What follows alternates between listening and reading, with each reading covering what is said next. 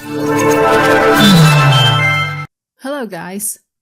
Welcome to the first lesson of the course Email Marketing Hero.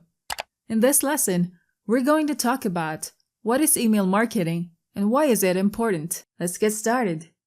Email has been one of the most popular communication methods online ever since the internet became widespread. Every internet user has access to email and uses emails to connect with people as well as their favorite brands and companies. Email is a great medium for marketers too. You can use it to connect on a personal level with your audience and also promote sales by informing your prospects about your products and offers. Email is great for professional communication. Email marketing is an effective way to promote your products and services. It will be easier to reach your audience as you send email campaigns to your subscribers. This is useful for small businesses since email marketing is inexpensive compared to other forms of marketing. You don't have to pay for ads just to promote your products and services. Email marketing builds trust with your audiences and potential customers. It can be personalized so that your audiences can receive messages that say you care. You must provide valuable content for your customers where they can learn something. It builds a trusting relationship with your audience and potential customers. Email marketing is an effective way for your customers to be informed about your brand and receive updates from your business. Mobile users carry email on their phone everywhere and check their emails often because they want to stay in touch with the world. This is an excellent opportunity for marketers. People want to view emails fast in just a click of a button. Since their mobile phones are always within their reach, it's easier and more convenient to check their email from their mobile device. As a business owner, you must optimize your email marketing so that your emails will be effective on mobile devices.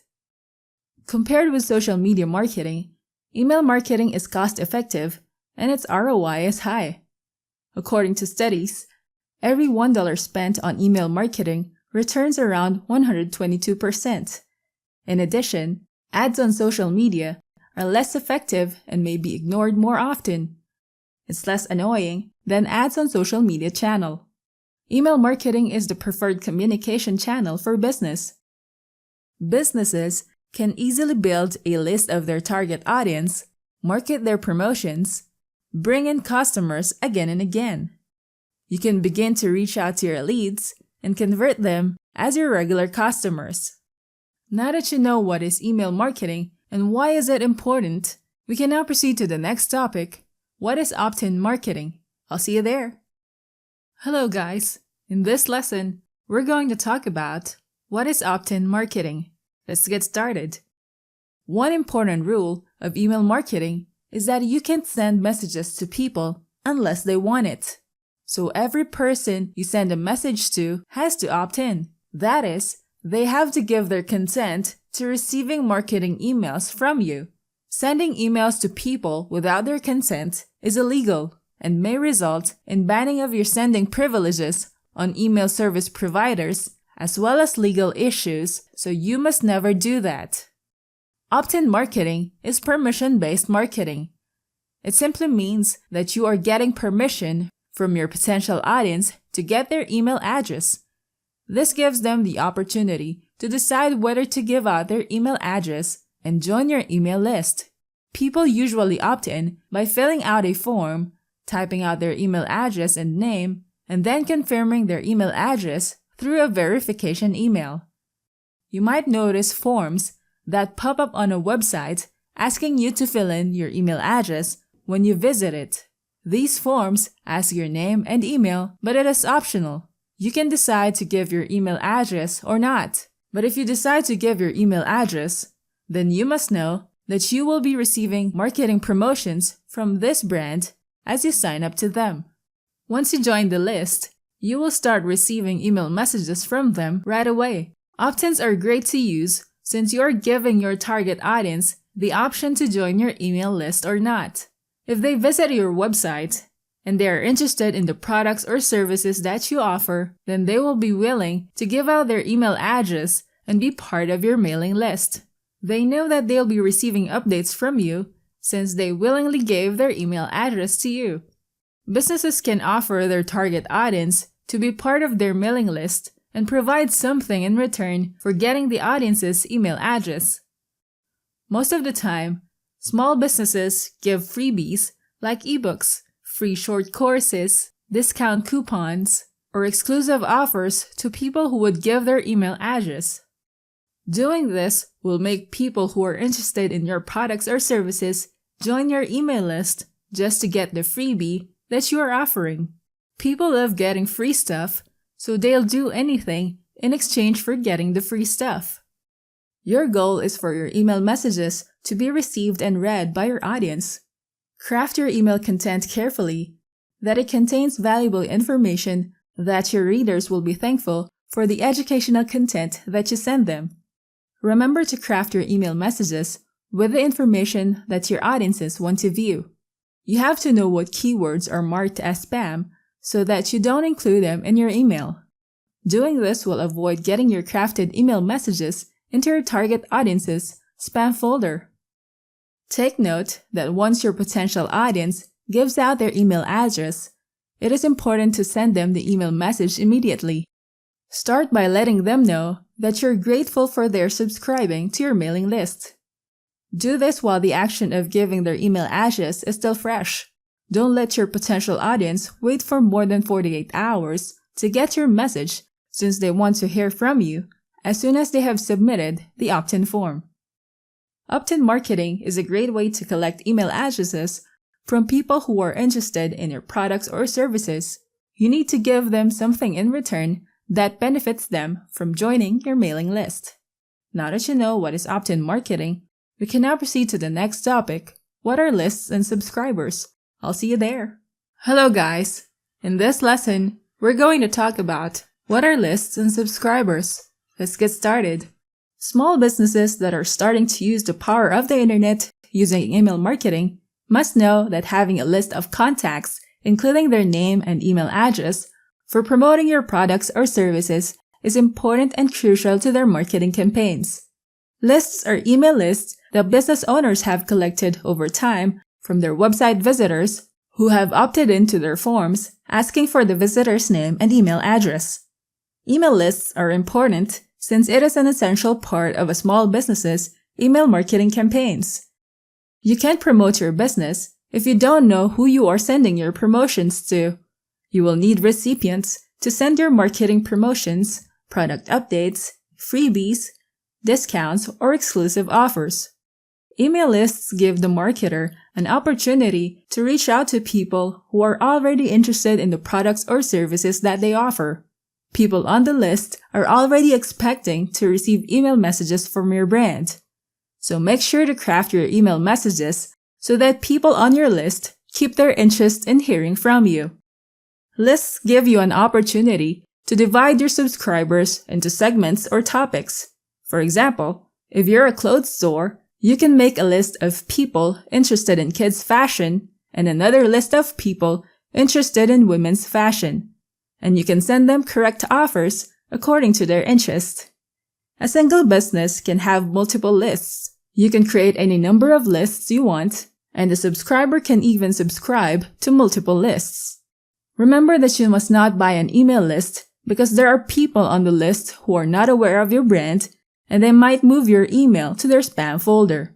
When this happens, your crafted email will go to waste. You lose some of your potential customers on your email list, and you don't want that to happen.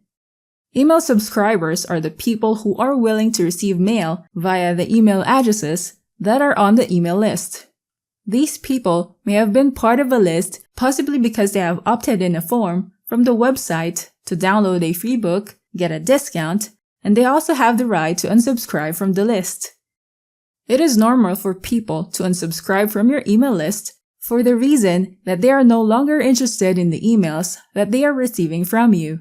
These people are doing you a huge favor since you'll be having a list of targeted people who remain subscribed to your list. Why do people subscribe to your mailing list? People want to get discount deals. We all want to save money. If we learn some ways to get discount coupons, We will do everything we can just to get a better deal than paying for the retail price. Your subscribers already expect that your brand will have a limited offer deal within a year, so they will watch out for that. They will stay subscribed and be part of your mailing list. People want to be educated.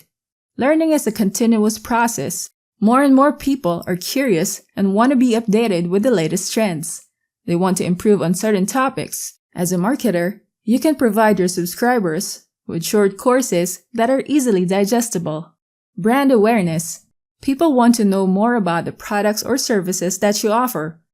Letting them know about your products through email is a great way to keep your subscribers interested. As they learn about the benefits of your brand, they will realize that they want your product.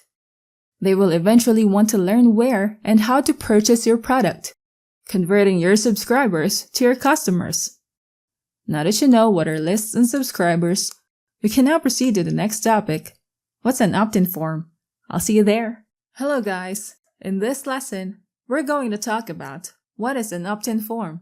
Let's get started. Business owners want to have more website visitors who can be their potential audience, then eventually turn them into their customers. If your website contains relevant content for your target audience, then your target audience is more likely to find your website. You don't want to ignore the visitors who go to your website. When they discover your content and they liked it, your website must show these people your offer to invite them to subscribe to your mailing list. This is where opt-in forms are useful. Many times, when you go to a website, you'll either see a pop-up or a page where the website will ask for your email ID and name so that it can send you emails. That's an opt-in form. You can put this form on your website or blogs too and get people to sign up on your list so that you can send them your marketing messages. You can generate your opt-in forms in autoresponders and embed them on your website. We'll tell you more about autoresponders in a later lesson.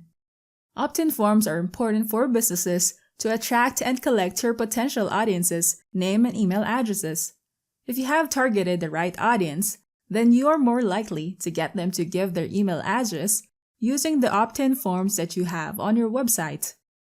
They are already interested in your business. That is why they are staying in your website.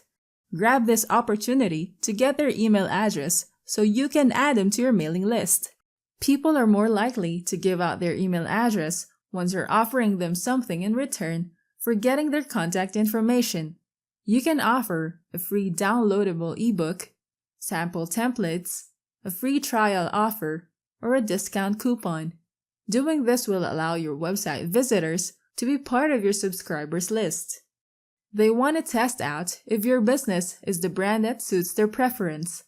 Giving them a taste of what your business offers will give them a bigger picture of your brand. If you give your audience a trial of your offers, then they're more likely to purchase your products or services, especially when they like the trial. Let's take a look at what should your opt-in form contain.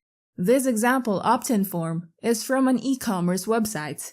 When it is your first time to go to their website, you'll be seeing this form that you can get $350 off your next order, and if you want a discount, you must submit your email address. Doing this will make your website visitors keen to give their email address just to get a discount from your website. Next, your opt-in form must have an eye-catching call to action button. As you can see, this call to action button is big enough to be seen clearly by website visitors. This form asks their visitor more information than their email address. An opt-in form may require them to enter their info. In this example opt-in form, people need to input their full name, email address, company name, and company type. If they don't include one of these fields, they won't be able to submit this form. Adding too many fields and asking for visitors' information will make them not to opt in. So make sure to ask for their name and email address to make it easier for them to complete your opt-in form. Next, you must include the benefits that your visitors can get once they submitted their email address in this opt-in form. In this example form, they have outlined the benefits that people can get. Telling people to enter their email to get updated when their post goes live, and they will have lifetime access to their best marketing resources, such as these. People who are in this niche will be keen to get these benefits in return for giving their email address. This is an example opt-in form to get instant access and download a free ebook once they submitted their email address. Opt-in forms are beneficial for your business. They can help you collect and gather your potential audience's email address. This can be your opportunity to promote your products and services to these people who submitted their email address using your opt-in form. Now that you know what is an opt-in form, we can now proceed to the next topic. What are autoresponders? I'll see you there. Hello guys! In this lesson, we're going to talk about what are autoresponders. Let's get started. When you start off trying to capture emails, you have the option to build a spreadsheet, especially if you are collecting emails manually. There are a few ways you can collect emails manually, like from business cards, or by asking people to fill out a physical form. Then you can build that into a spreadsheet. If you have a website, you can include opt-in forms, which was discussed earlier in the lesson. And if you haven't watched it yet, go ahead and watch it now.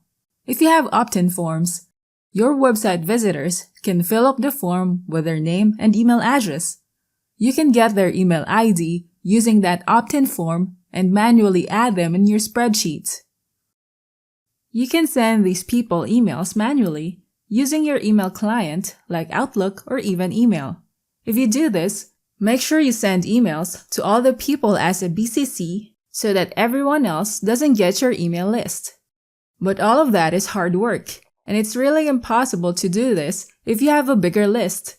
To manage and communicate with your subscribers on your growing list, you need an autoresponder. Autoresponders are special software that automate nearly everything in email marketing. You can create your opt-ins inside an autoresponder and embed it in your website to get signups. Then you can set up mail sequences, and anyone who signs will automatically be sent to your emails at your specified schedule. Lastly, you also send email marketing campaigns, like send a bulk mail to any list you want, so you can do your email marketing very easily. It is done in two ways. The first is called mail sequence. When people opt into your forms and submit their emails, you have the option to send them a welcome email saying thank you for signing up, and you can briefly describe what kind of messages are you going to send them and what is going to be the content of your messages. Then after a few days, you can ask them, were you able to look at my product, or were you able to look at my website? Just ask their opinion regarding your products and build your relationship with them. Then a few days later, you can send them another message regarding an add-on that they can try, or give them some tips about the products you sold them. You can politely ask for their feedback. As you go on and build relationships with them, and they start on watching out for the emails you send, you can start promoting other products that you can think they can be interested in, or introduce a new product that you can offer them. All of this sequence of emails that you will have to send to your new subscribers will take up much of your time if you do them manually. Let's say that you have 4 new daily signups, and in a month, you'll have over 100 subscribers. So how are you going to send them emails? Are you going to do it manually? That is such a waste of your precious time, and you're not certain that you'll be able to send each of them the email that they need to receive, since there are too many people to send manual email messages to. What you need to do is set up an autoresponder. You can create a mail sequence in an autoresponder easily. You just need to set up your autoresponder to send specific emails that you have crafted to a particular set of recipients, and set the interval or the date when it must send the email. And when the scheduled date arrives, your autoresponder will automatically send the email to your recipients that you have set in your mail sequence without requiring you to be online. It will send email messages automatically to your recipients, and it will save you tons of time. Another feature that autoresponders can do for you is sending a mail out. Imagine if you have a list of 2,000 people and you want to send them the same email promoting your new product or a discount coupon, it will be easier for you to send it to thousands of people in just one click. Using autoresponders, you can set up your custom mail sequence, set a trigger action to your mail sequence, send a different one-time email message to thousands of people, and that is how autoresponders will solve a problem for email marketers. You will be able to create an engaged audience, build a good relationship with your customers, and sell to them again and again. Now that you know what are autoresponders, we can now proceed to the next topic. Laws and regulations you must know. I'll see you there. Hello guys. In this lesson, we're going to talk about the laws and regulations you must know. Let's get started. Email marketing benefits businesses, but you need to know the laws and regulations that you have to abide by to avoid being charged with huge fines. PECR, or the Privacy and Electronics Communications Regulations, is a privacy law derived from the European law, which applies to organizations that provide communications, networks, and services. The law will apply to organizations that market by SMS, phone, fax, or email. Another privacy law, also called the General Data Protection Regulation, or GDPR, which started last May 2018, aims to protect every individual's personal information. It was designed to create a uniform way of providing protection and rights to individuals. GDPR changes how businesses handle the information of their customers who interact and give their personal data to them. For those who don't abide by the rules under GDPR or PECR, a huge fine awaits those who are proven guilty of breaching the rules. For businesses that market using emails, you are allowed to send emails to people in your list who have given their consent to receive email messages from you. The person who gives the consent must give it freely. They must be informed, and the data must be collected with affirmative action. The law states that you must be able to provide proof of when and how the consent was given. The consent must be different from the other agreement of terms and conditions. The information regarding the consent must be known in a simple language that anyone can understand. As a marketer, you must keep records of the sign-up forms that people use to opt in and submit their information. Record when, where, and how the consent was provided. The process for signing up must be simple, and the person must be able to easily click on a link if they decide to unsubscribe from your mailing list. Also, if the opt-in form has a checkbox as an option to receive marketing news and updates from the brand, it must not be ticked before the visitor decides to subscribe from your mailing list. When people decide to submit their information and give out their email address, you must send them another verification email to give them the option to continue and subscribe to your mailing list if they really want to. You must let your subscribers have an option to easily opt out from your mailing list. If they want to unsubscribe and you don't make it easy for them to remove their email address from your mailing list, then it will raise an issue, making your subscribers report you. This can result in the banning of your marketing promotions with that email service provider. You must audit your existing list. You must be sure that you have proof of when and how your subscribers gave their consent. You can implement a re-permission program. If these subscribers don't have enough data in your records of where and how they gave their consent for being part of your mailing list, then you can send a new email to ask if they want to continue receiving emails from you. If they still like to keep receiving emails from your brand, then they can click on the link that you'll provide.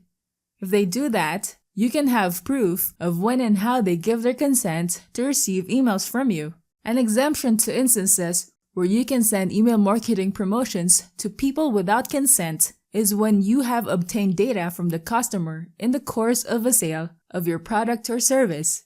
Lastly, you need to know about CANSPAM.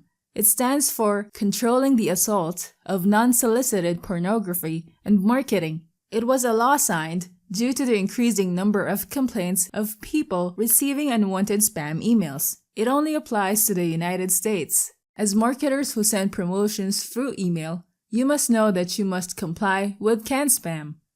You must make sure that the subject of your email must not hide the content that you intend to share with your recipient. If you don't do this, you will let your subscribers feel betrayed, and they will tend to mark your messages as spam.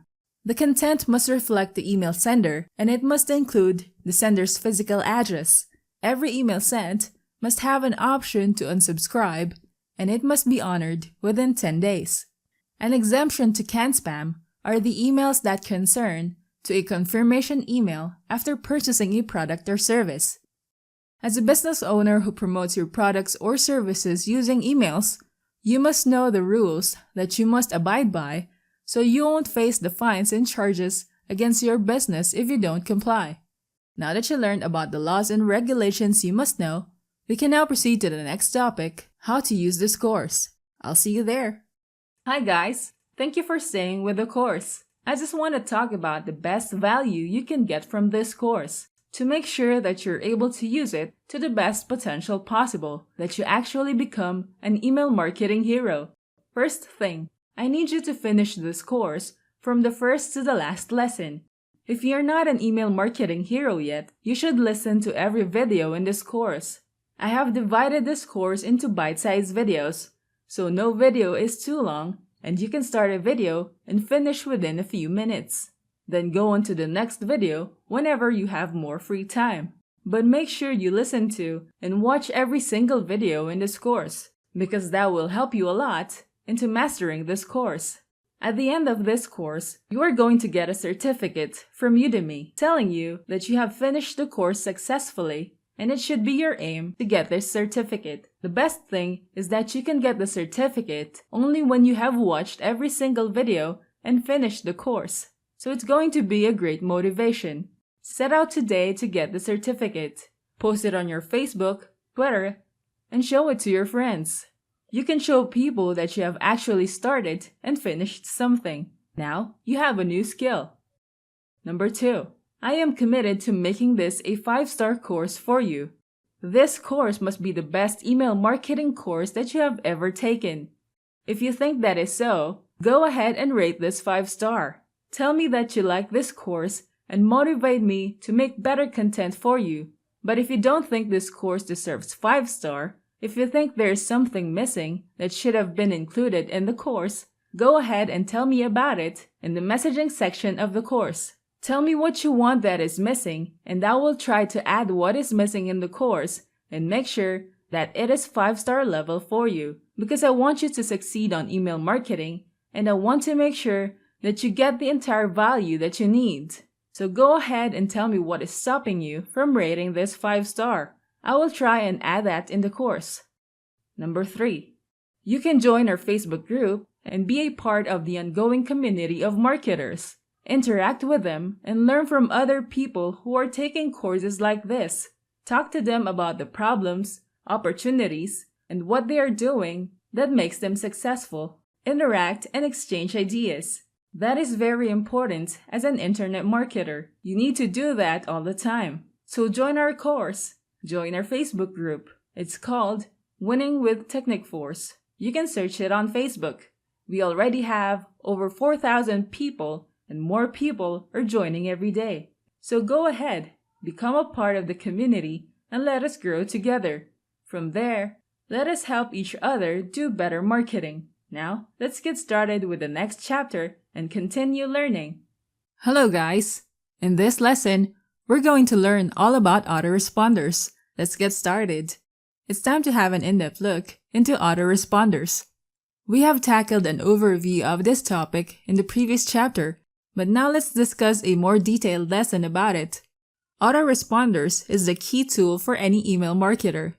Without an autoresponder or a service that lets you send emails, you won't be able to do any email marketing. Autoresponders serve 3 functions.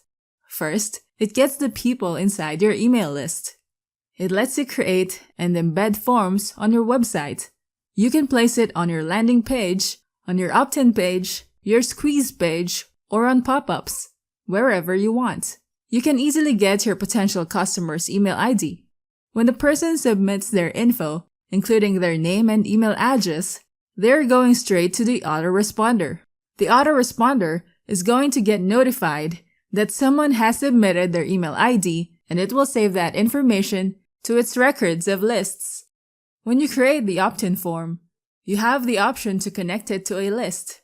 The autoresponder is going to connect that to your list. Then more people can be added to your list.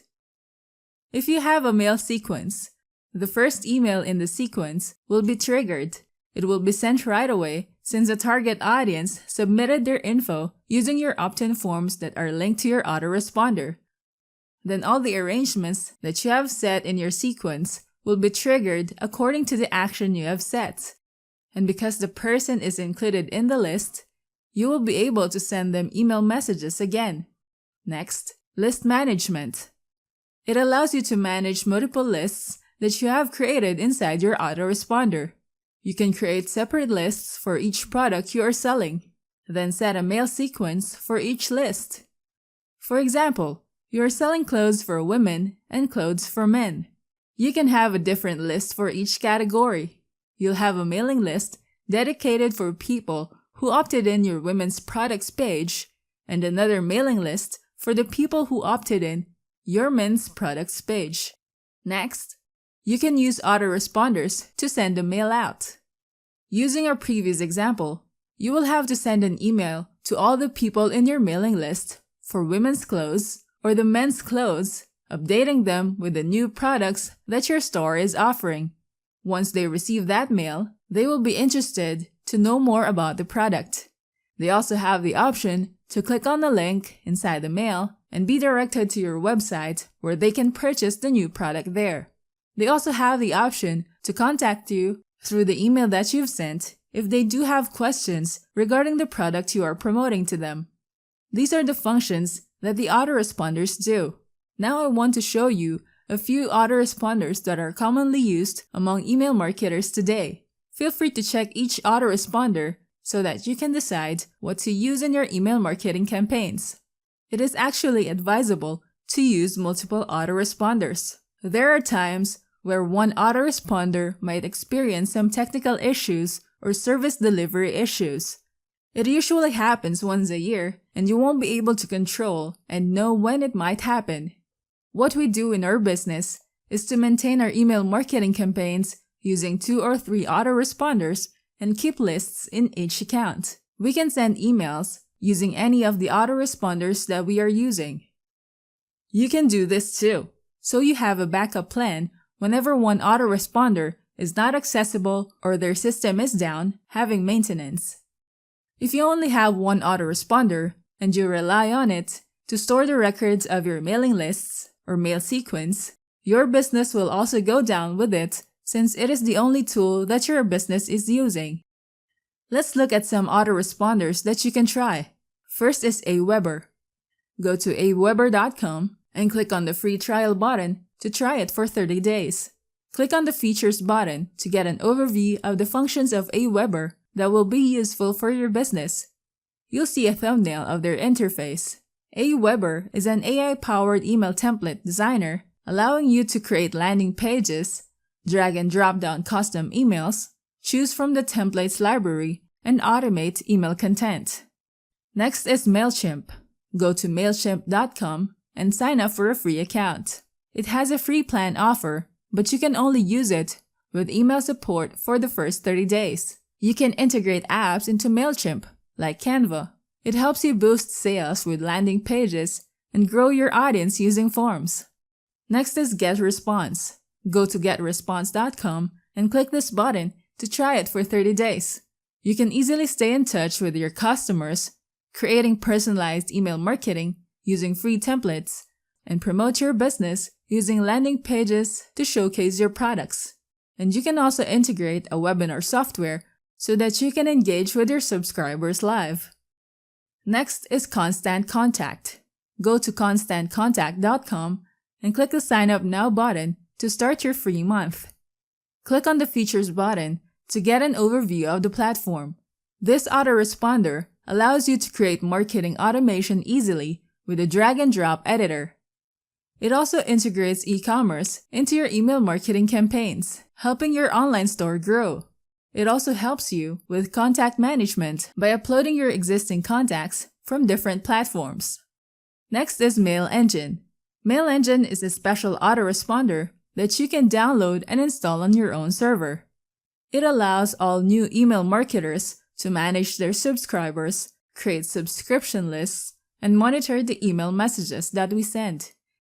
Now that you know all about autoresponders, we can now proceed to the next topic, a quick review of Getresponse. I'll see you there. Hello guys! In this lesson, we're going to talk about a quick review of Getresponse. Let's get started. One of the strongest names in email marketing is Getresponse. More and more email marketers trust this marketing app to send marketing emails to their subscribers. An autoresponder is an essential tool for email marketers. Getresponse will help you send email marketing campaigns that are engaging to your subscribers. It has ready-made workflows that will help you set up the emails that you need to send to your subscribers using their marketing automation. It also allows you to generate leads with the landing pages that you can use to offer incentives, use their sales funnel to showcase your products, and increasing your chances of selling them. You can also conduct webinars using Getresponse.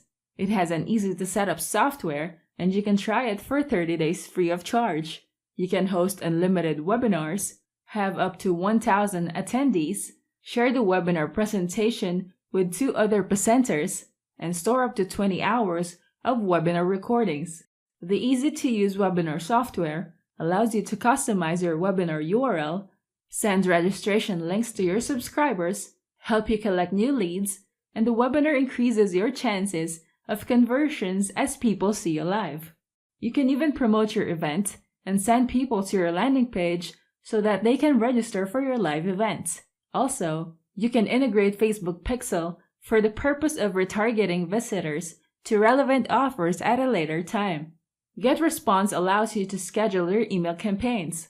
This way, you can do all the crafting of your content and get it ready to be posted. You can even set the dates when you're going to send your crafted content at a particular day.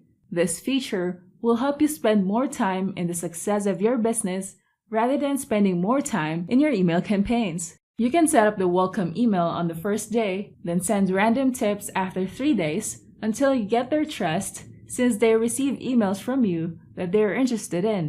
You can also track your email marketing metrics that you need to monitor in real time. The real-time activity tracking feature of Getresponse will help you check the success of your email marketing campaigns through its click-through rates and open rates. Also, you can find out how much of your subscribers are using their desktop or mobile phones to view your emails. You can also compare different emails and find out which generated better metrics, such as the open rate, click rate, and the subscribe, bounce, and complaint rates. This helps you determine what works best for your audience. You can also do split testing to test up to 5 email versions and find out the best strategy that works for your subscribers. Also, you can track the success of your email marketing campaigns.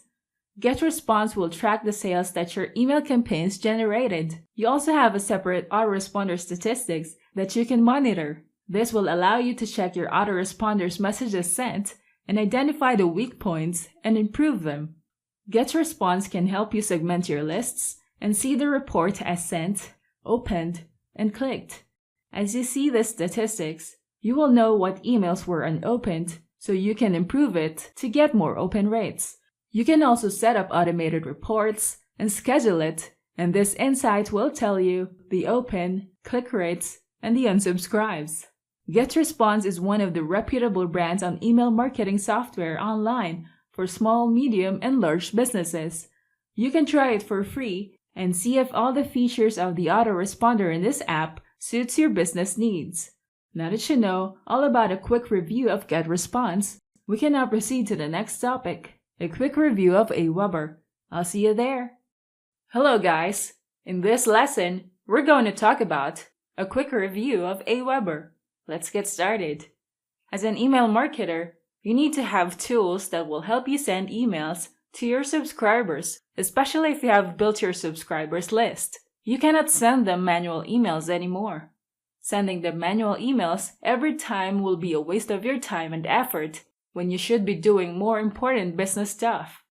Aweber is one of the common email marketing apps that you can find helpful for small business owners.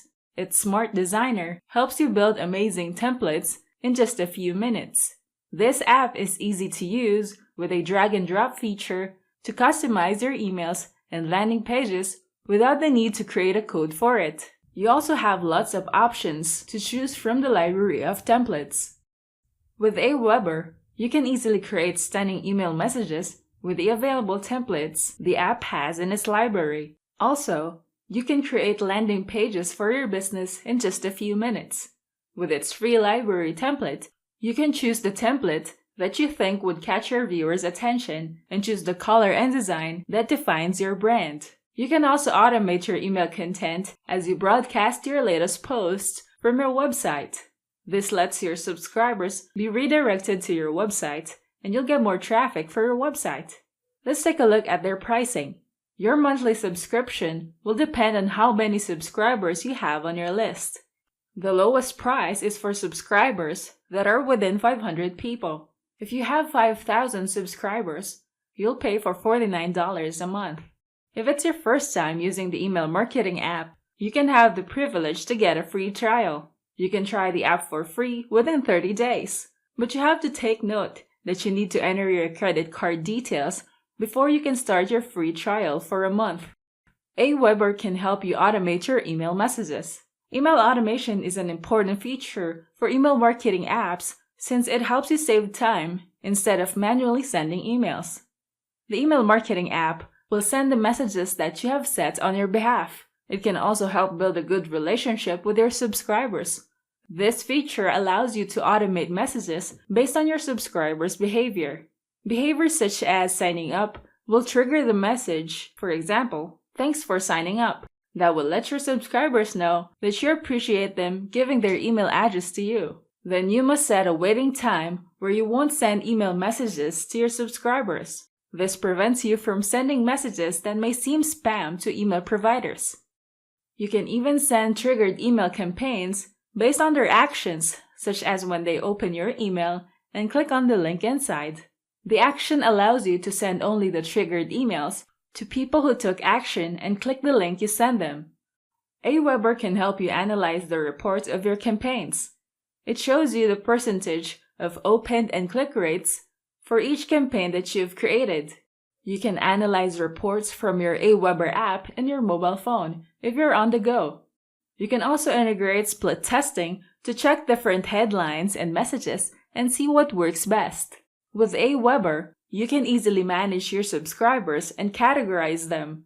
Also, you can quickly segment your list to organize them the way you prefer.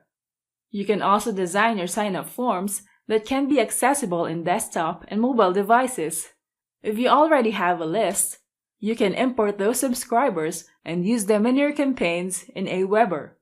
Using Aweber Atom, you can easily build your list as you create sign-up forms using your mobile device. It can help you create newsletters from your mobile phones and check your Aweber statistics. Aweber is a great choice and companion for email marketers who need to create stunning visual campaigns that will generate revenue. You just need to make your crafted emails ready to be integrated into the email marketing app. You can also integrate Aweber with any service you might choose like Sendowl, ClickFunnels, or WordPress. This app makes it easy for marketers to use with its simple marketing platform. This is perfect for those who are just starting out to build their list and send marketing promotions to their subscribers. Now that you know all about a quick review of Aweber, we can now proceed to the next topic, incentivize your subscribers. I'll see you there. Hello guys! In this lesson, we're going to learn all about SMTP services. Let's get started. Autoresponders are one way of sending out email marketing campaigns to your mailing list. It helps email marketers get the email IDs of their customers using opt-in forms, manage multiple lists, and send mailouts and mail sequences. On the other hand, SMTP services are meant to do one thing. That is to help autoresponders send out emails. They are meant to be integrated into any kind of system you have, like CMS, e-commerce store, or any platform that needs to send emails to people. You can use SMTP services for that. You can also integrate an SMTP service to your email clients, such as Outlook, to send email messages using the SMTP service. SMTP services are used to send any kind of email message, including transactional messages like passwords, access codes, custom ID, or any field that is submitted by your customers on your website. SMTP services are also used for email marketing. For that, you need to have another software to use alongside with SMTP. There are popular software such as MailEngine and EmailJeet that you can use to work along with SMTP services for email marketing. These software work by giving you a front-end interface that will let you do your email marketing, email management, opt-ins, and list management. To send emails, you just need to integrate the SMTP service with that software. So why do we need to use SMTP services if we already have autoresponders for sending mails? SMTP offers a better job at sending emails than autoresponders. SMTP services only do one task. That is to send mailouts to people on your list. Typically, they will do the task better than an autoresponder. SMTP services are much cheaper than autoresponders. Autoresponders have more features that you can use for email marketing, so they are priced higher than SMTP services, which only has one feature to do, that is, sending mailouts. Autoresponders typically charge you with the number of email IDs in your list. If you have 5,000 people in your list, you're going to pay a certain amount of money for that number of people. And if you have more than 5,000 people in your list, like 20,000 email IDs, then you're going to pay more. For SMTP services, you're only charged with the number of emails you send out. So you can make use of SMTP services in addition to the autoresponder that you have. SMTP services can be useful for your business, especially for e-commerce stores, since autoresponders cannot send out email messages like transactional messages, whereas SMTP services have that feature. If you use SMTP providers like SMTP to go or Sendinblue, all you need to do is integrate it with an app like MailEngine. Then you can set it to send email messages for you. Some of the popular SMTP services are Sendgrid, SMTP.com, SMTP2Go, Elastic Email, and Mailgun. Each app has different ways to integrate its service to an autoresponder like MailEngine. You'll be able to send out emails very easily using MailEngine or any autoresponder that you will be using for your business as you integrate it with SMTP services. Now that you know all about SMTP services, we can now proceed to the next topic, a quick review of Sendgrid. I'll see you there. Alright, so in this video, I'm going to show you a tool called Sendgrid, which you can use in your email marketing. Now, Sendgrid has been around for a while. It's an SMTP software which has evolved into a full-fledged autoresponder. So you can do now everything with Sendgrid that you are used to doing in an autoresponder like Aweber or Getresponse. So Sendgrid lets you create lists. You can create lists in your contact section and you can upload all your lists here. Sendgrid supports imports and it does not really prevent you from importing data. If you are approved for a Sendgrid account, you can import without any problem. So that's an advantage. And Sendgrid also supports automation. So if you're looking for email automations where people get into a list and you send them a series of emails, you can do that in Sendgrid and people will get your emails according to the sequence that you put in. You can also do some pretty advanced stuff with Sendgrid because it's a full-fledged API platform. They've got very strong email API.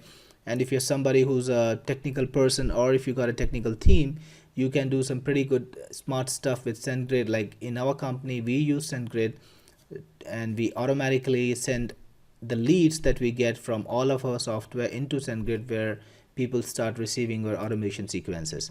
So to get started with Sendgrid, open an account and then create a new list. So to create a new list, click on add contacts and upload CSV if you're gonna upload a CSV file, and then click on add contacts and include in a new list, and just give your new list a name, upload your contacts, and you're gonna have them available almost instantly in the contact section, and you can start mailing them. To mail your contacts, go back to marketing, then click on campaigns. They call it email campaigns. That's a pretty universal term. Then click on create campaign and select the template that you want to go with. Now Sendgrid supports templates, and you can design a template yourself and send out an email using that template again and again, or you could start with a blank template. Click on continue, and the design editor is pretty powerful. When you click on build, you will see that it has got some blocks like buttons, columns, code. Now this is HTML raw code. You can put in text, you can put in images and text, and they've got spacers and dividers. So it's a pretty capable design module system to help you send emails. It's not too complicated, it's pretty easy. You can just drag and drop stuff like this, put in a button, then put in some text, and okay, just drag it like this, and you can change the text. This is my email, and this way you can craft a pretty interesting email to send to your customers.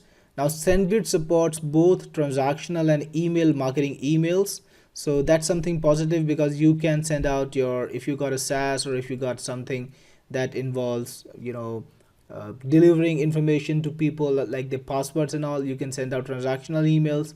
But you can also build your email lists and send out campaigns. You can also do automations. So all of that is now possible with Sendgrid. It also lets you see how you're performing. You can see the stats. You can even clean emails. So if you want, you can actually clean your email list using Sendgrid.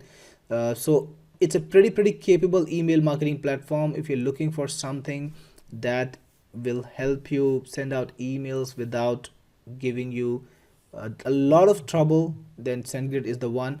The only thing is Sendgrid is expensive. It's not a cheap emailing platform.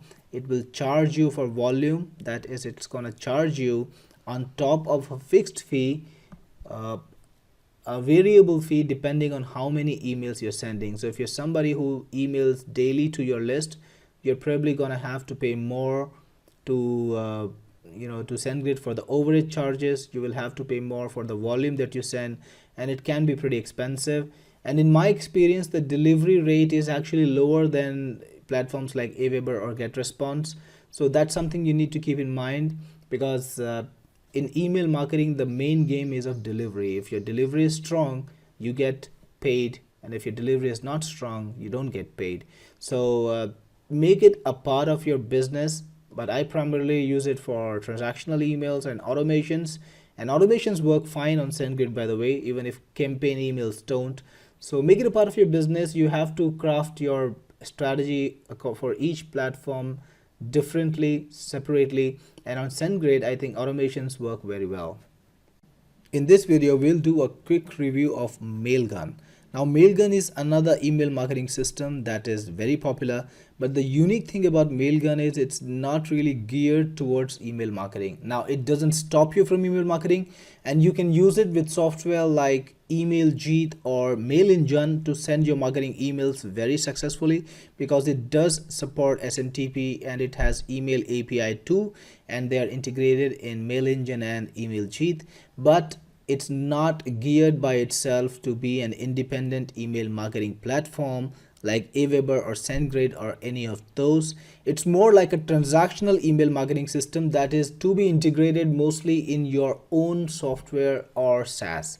So what you can do with Mailgun is you can integrate the API, or you can integrate the SMTP in your own SaaS, in your own marketing system, and then you can send out emails on a daily basis based on whatever way you want. Now Mailgun also has some advanced email marketing features, because they are slowly changing themselves to become more relevant for email marketers, and they have got lists now, so you can actually create lists. So if you go into sending, you will see that they've got a number of different features, domains, logs, and they've got validation. You can even validate your emails, and they've got inbox placement, so you can see how your mails are hitting the inbox, and you can even create a list to test your email marketing, to test your emails. So all of those features are now coming to Mailgun, and it's evolving more and more towards being an full-fledged email marketing platform.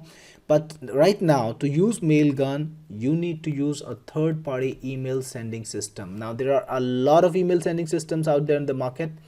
We have MailEngine, you have EmailJeet, there's also Sendy, there's also Interspire. So you've got a lot of different automation systems to automate your email marketing, and you can integrate Mailgun like a regular SMTP in any of those to make things easy for you, to make it easy for you to send emails using Mailgun.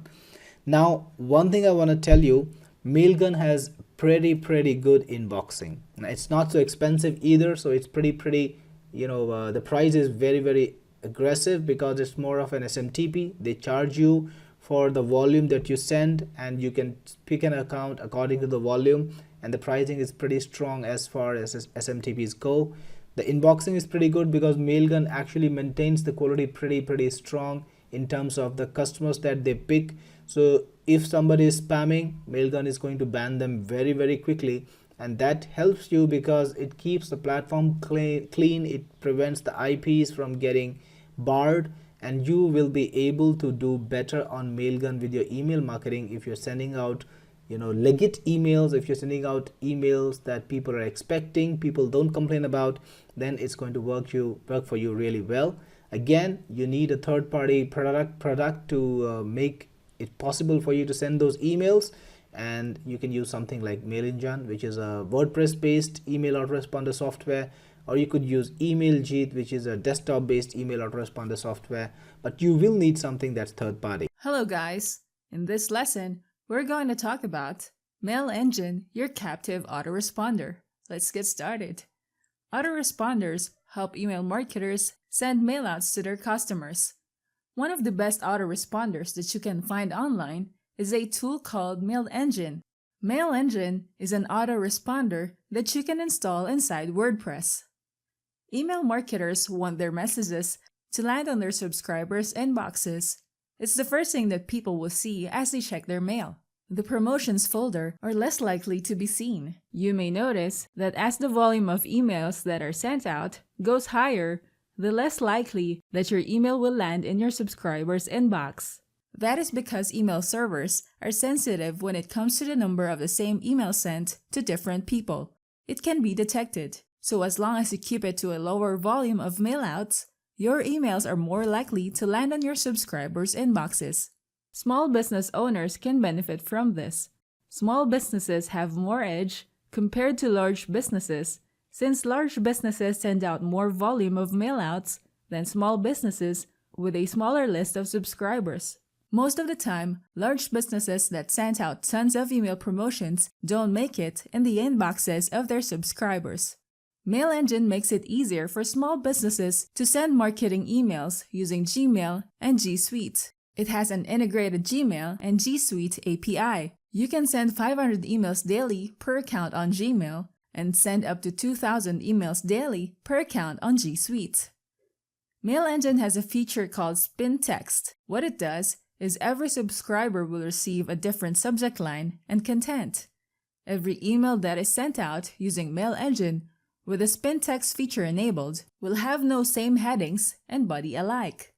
Each email will be unique. It won't be seen by the email service provider as an email that has been sent out thousands of times to different recipients, causing it to go to another folder other than the inbox. This increases your chances of getting your promotions to their inboxes and increasing your open and click rates. Each recipient receives a unique URL link. Not only your email headings and content will be unique, but also the URLs that you sent out in that email.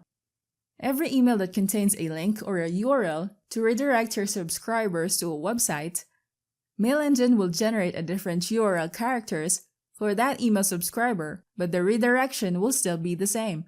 If you include a URL to a landing page, your subscriber will still be redirected to the original URL link of your landing page, even if MailEngine has generated a different URL in their email. MailEngine supports multiple lists in which you can create new lists in this platform. All the added subscribers will be shown in this section. Using MailEngine, you can also add multiple SMTPs under the SMTP menu. It also supports mail sequences, and you can create specific emails per day. Select the options available in these fields, and below, you will see the Add to Mail sequence list. You can even create an email to post or create a page on your blogs, and you will be discoverable on search engines. Not only you can create emails on MailEngine, MailEngine allows you to view the emails that you have sent, including the date, subject, the number of emails opened, clicked, unsubscribed, and the SMTPs used. In the links section, you can see all the emails sent out that included links and the number of clicks here. You can also create subscription forms and embed it on any website to recruit more people to join your list. Create a new subscription form, then input the details here. You will be asking for the visitor's name and email and the subscribe button. Under the general settings, you may select a list, display form as a pop-up, or place the form inside content. Input the redirect URL after subscription here. Then the input fields are checked here, and you may add custom fields too. Then save settings. Now we have created a subscription form. You can also view the list of subscribers here. It's easy to compose and schedule emails using MailEngine. Click on the Compose Mail button and you can create a new mail, import emails, or copy and paste existing mails here. You can select which email address you want to use to send your emails from. You can also select one or multiple SMTPs that you want to use. You can also use multiple lists to send to. You can even add emails manually that are not in your lists. Then type in the headline, the content of your email, then you can check the spam score of your email content. This is important for MailEngine to check if your email has keywords that service providers can mark it as spam, warning you not to use those keywords. Below you can see the section Schedule this mail and set the time zone, the time and the date, and click on the Schedule Mail button when you're done with your content. You can see the spin text and the spin URL here. For example, this is my content. This is the format for spin text. We can write our content like this. You can see curly braces and the bar symbol here. We are dividing these two sentences and telling MailEngine that this is an alternative to this sentence. MailEngine will randomly select one of each option that you have set here, which will make each of the emails sent out to be unique. For the first email, MailEngine can select option 1 for this line, and then on the next line, it will have another option 1 and option 2 to choose from randomly. It will continue selecting random options until it reaches the end of your content, and as a result, no two emails are alike. That is how innovative the technology of MailEngine is. The same goes with spin URLs. If this option is enabled, your email content that includes URLs will have unique URL characters so that no two emails will have the same URL characters in their content. Now that you know all about MailEngine, your captive autoresponder, we can now proceed to the next topic, using JeetOptin to build your list free. I'll see you there. Hello guys!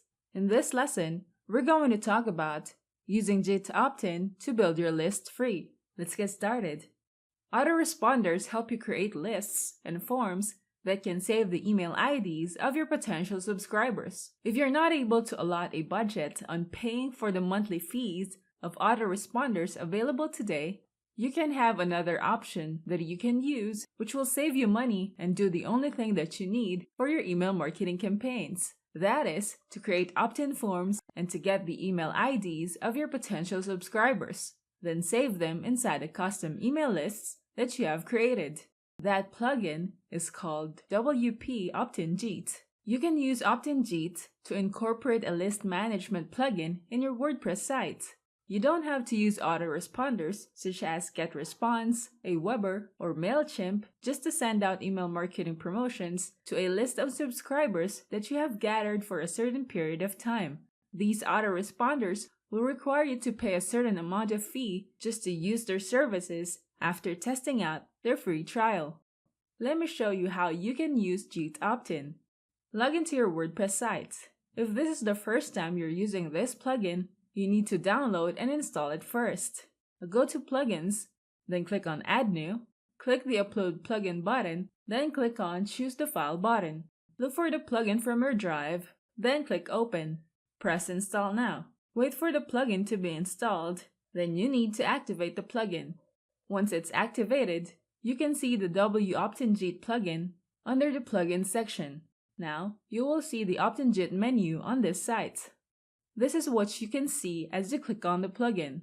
You have the option to create a new list, create new opt-in, show all the lists created before, and show all opt-ins.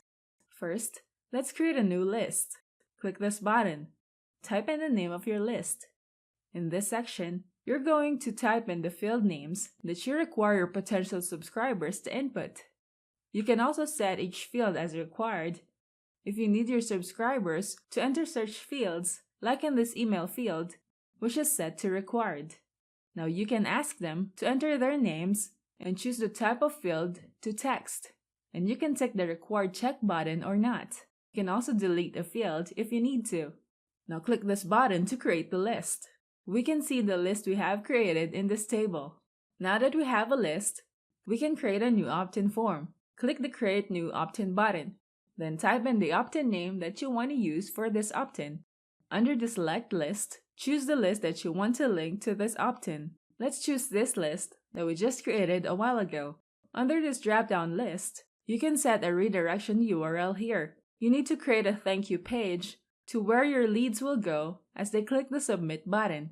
If you want to redirect people who submitted their email IDs on your opt-in form, like a thank you page or a download page where they can get the freebie that you promised, check this box and input the URL here. Now, click the Generate Opt-in button. After you created the opt-in, optin Jeet generated the code for you. You need to copy this code, so click this button to copy all of the code. Click this button. Now you can use this code and embed it on your website or web page. Let's try to add it to a page. Paste the form code. You can see that the opt-in form is shown in this section. Let's test if this works. Type in an email ID and click the Submit button. As we click the Submit button, we can see this thank you page. Now let's go back to the opt-in Jeet menu to check if the email ID we just added is saved on the list. Then click on Show Lists. Choose the list we have created a while ago. As you can see, the email ID we added is shown here. If you have gathered more email IDs in this list, we have the option to export them in the MS Excel as CSV and also export them as PDF or even print them out. If you have thousands of email IDs in your list, you can even use the search button to look for specific email IDs. You also have the option to delete some email IDs if you need to. Optin Jeet List Manager is a powerful plugin, especially for your WordPress site. It lets you generate email lists from your WordPress. You don't need to use paid autoresponders that require you to pay fees every month. JeetOptin will help you create simple forms and incorporate lists to where you can save the emails of your subscribers. Now that you know about using JeetOptin to build your list free, you can now proceed to the next chapter, Start Getting Subscribers. I'll see you there. Hello guys! Welcome to the chapter, Start Getting Subscribers. In this lesson, we're going to talk about creating a squeeze page. Let's get started. Businesses must have a website to showcase their products and services online. It serves as a proof for customers who are checking out your brand for the first time. Your customers can learn more about your business using the web. As people visit your website, you must have a way to promote and a chance to sell your products to your potential customers. You can get their contact information so that you can send them newsletters. This can include updates about a new product launch, promotional discounts, and exclusive offers. Or you can promote a product and people will click on a button to purchase it. This is where squeeze pages come in handy. A landing page is a standalone page where visitors can be redirected to this page. It is created for marketing campaigns in which the page contains detailed information about a product that the brand is selling. It is a redirection from the action of clicking a link or an ad. It has a single call to action to increase conversion, like a purchase, sign up, or registration. A squeeze page, or also known as opt-in, is a type of landing page. It squeezes out information from your audience. Its focus is more on getting the potential customer's contact details, like their name and email address. In return, you can offer them a free ebook, free trial, a coupon, or a free course. Their information will be used in your email campaigns inside your autoresponders. A squeeze page is not a standalone page. It is incorporated into websites or blog posts. It can also be seen as pop-ups as people browse through your content and are shown after a few seconds of browsing. A squeeze page is important to get your subscribers' email address, add them to your marketing campaigns, with the end goal of converting them into your regular customers. Here's an example of an opt-in page. It pops up as we browse through this site. If some viewer were interested in this content that this blog is all about, then the offer that they will see on this page, like this one, will increase their willingness to give out their information. Since they learned something from reading this blog, the opt-in page or squeeze page offering something in return just to get their email address is not a big deal. They will be willing to give out their email address since the author already gained their trust. In every squeeze page, you may see the common elements that it includes. You will see the name field, email field, and the call to action button. Potential subscribers who views your squeeze page can input their full name, give out their email address, and submit the button, and that information will be saved in your autoresponders like Getresponse or Aweber. We're going to talk about those apps later in this chapter, so make sure to watch it. You can make a squeeze page in your autoresponder. In this lesson, I will show you how to create a squeeze page in Getresponse. From your Getresponse dashboard, click on this button to view the communication and growth tools. Under the growth tools, choose Forms and Surveys. Scroll down and choose the button Create Form. You will see these menus under the Create Form. Choose List Builder Wizard. Scroll down and look for a template that you want to use. As you can see, there are tons of ready-made templates to choose from, depending on your niche. Place your mouse over the template that you want to use, then click on the Use Template button. This is the form editor. You can edit the text in this form, add or remove fields, and edit the text in the Call to Action button. Once you're done editing, click Save. You can preview this form as you click on the Preview button. Let's remove the text last name on this field. Go back to the editor, fix the fields, and let's change the last name field with the name field. Click Save. When you click on the mobile icon, this is how this form will look like as people use their mobile devices. Now click Publish. On this page, you will see the JavaScript code that you will need to copy if you want to embed this form to your site. Click on this button to copy the code.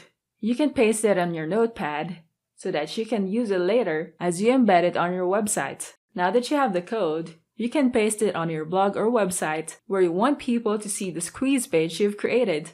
When you've successfully embedded the form into your site, this is a preview of what your viewers will see. You can embed the code on your website through WordPress or any landing page builder that you are using. Creating a squeeze page is important so that you can get your customers' contact information.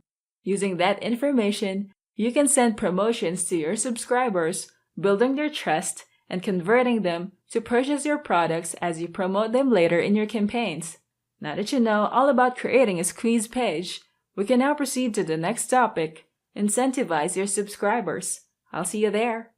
Hello guys. In this lesson, we're going to talk about the topic, incentivize your subscriber. Let's get started. Let's start on understanding what is a lead magnet. It is a marketing term for a free product or assistance that is given away for the reason of collecting contact details. Here's an example. Lead magnets can be trial subscriptions, samples, white papers, e-newsletters, and free consultations. By doing this, sales lead will be produced. Once the sales lead is produced, they can be converted into paying customers of a product or service you offer. Most people are willing to share or give their email addresses because they want something valuable in exchange for their contact details. This is where lead magnets come in handy. Here are the steps on how to create a lead magnet. You can always tell when a marketer did not put much thought or effort into their lead magnet. They may target anyone with a pulse, or the overall presentation may be lacking. To be effective, your lead magnet needs to have a purpose. That all starts with who your lead magnet is serving. Step 1 is picking your buyer's persona. First, you need to be specific to the people you want to attract. Your lead magnet must be suitable to the want and needs of your target persona, or else they won't give attention to it. Step 2 is to know what value you will be offering with the prospects you want to target. You have to give them a strong reason to download your lead magnet. Your lead magnet must provide a quick solution to your target audience's problem. With that, you can get results faster. Step 3. Give your lead magnet a name. This will be the easiest step because you already know who your target market is. Note that your title is the headline that will catch your target persona. Step 4. Pick what kind of lead magnet you will be using. Keep this in mind to help you choose what kind of lead magnet to use. Less is more. You have to make it simple. You just have to make it simple. The information must be easily digestible, or else it will defeat the purpose of a lead magnet. Next, go for your strengths. If you're good at doing videos, then do it. If you're good at writing, write an ebook. Step 5 is to create your lead magnet. Here are the types of lead magnets you can offer. Guide or report. Guide or report is the most simple lead magnet you can offer. Here's an example. This is an ebook that provides a guide for every marketer's campaign ideas during this pandemic. Next is the toolkit or resource list. Toolkits and resource lists supply a piece of reference material for them to use over and over. An example is Hal Elrod's Miracle Morning Toolkit. The next one is the video training. This is a perfect lead magnet if you want to be more engaging. Here's an example of Peng Joon's free video training. That is how easy you can incentivize your subscribers. We can now proceed to the next topic, how to find products to give away. I'll see you there. Hello guys. In this lesson, we're going to talk about how to find products to give away. Let's get started. One way to attract potential customers to sign up for your newsletter is to give away something educational for free. You can offer them ebooks, short courses, sample templates they can try, graphics, videos for free in exchange for getting their contact information. It will take much of your time to create the content that you would give away to your potential subscribers. You don't have to do it all from scratch. You can get any type of content that gives you the right to modify the content however you prefer. That is called private label rights, or PLR. The purpose of having PLRs is to make your life easier, but still able to offer content to your potential subscribers without the effort of creating such content. It can save you the research time to make the content. You can put it on your blog or website and modify it as your product or marketing promotions. You can find PLR sites that offer free downloads of content such as articles, ebooks, softwares, videos that you can use to repurpose them. You can search for the best PLR sites, then write them on your list to have a copy of PLR sites to get content from. Once you have gathered a list of the best PLR websites as your source for giving away products for your potential subscribers, browse their offers to find out which PLR website has the content that you are looking for, depending on your niche. Let's take a look at a few PLR sites where we can find products to give away to our potential subscribers. Go to idplr.com and you can register an account for free. As you can see, there is a paid membership, which is for the gold members, and the free members section. If you want to have access to tons of content that they offer with no limit of downloads, you must purchase their gold membership. If you want to try their products first before paying, you can go for the free membership. With a free membership, you can have access to 200 products, basic training, and new products that are added monthly. Fill in your details here. Then click Next. Now we have access to their free products. You need to read the product terms to know if the product that you will choose can be sold, packed with other products, or modified.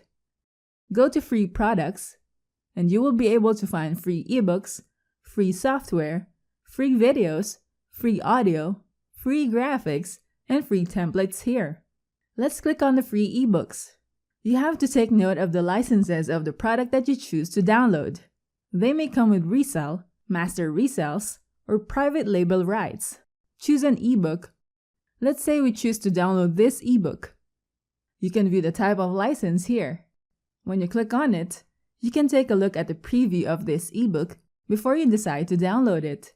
You can view the table of contents and a few sample pages from the ebook. You can even view a summary of what this ebook is all about. Below, take a look at the terms that are allowed.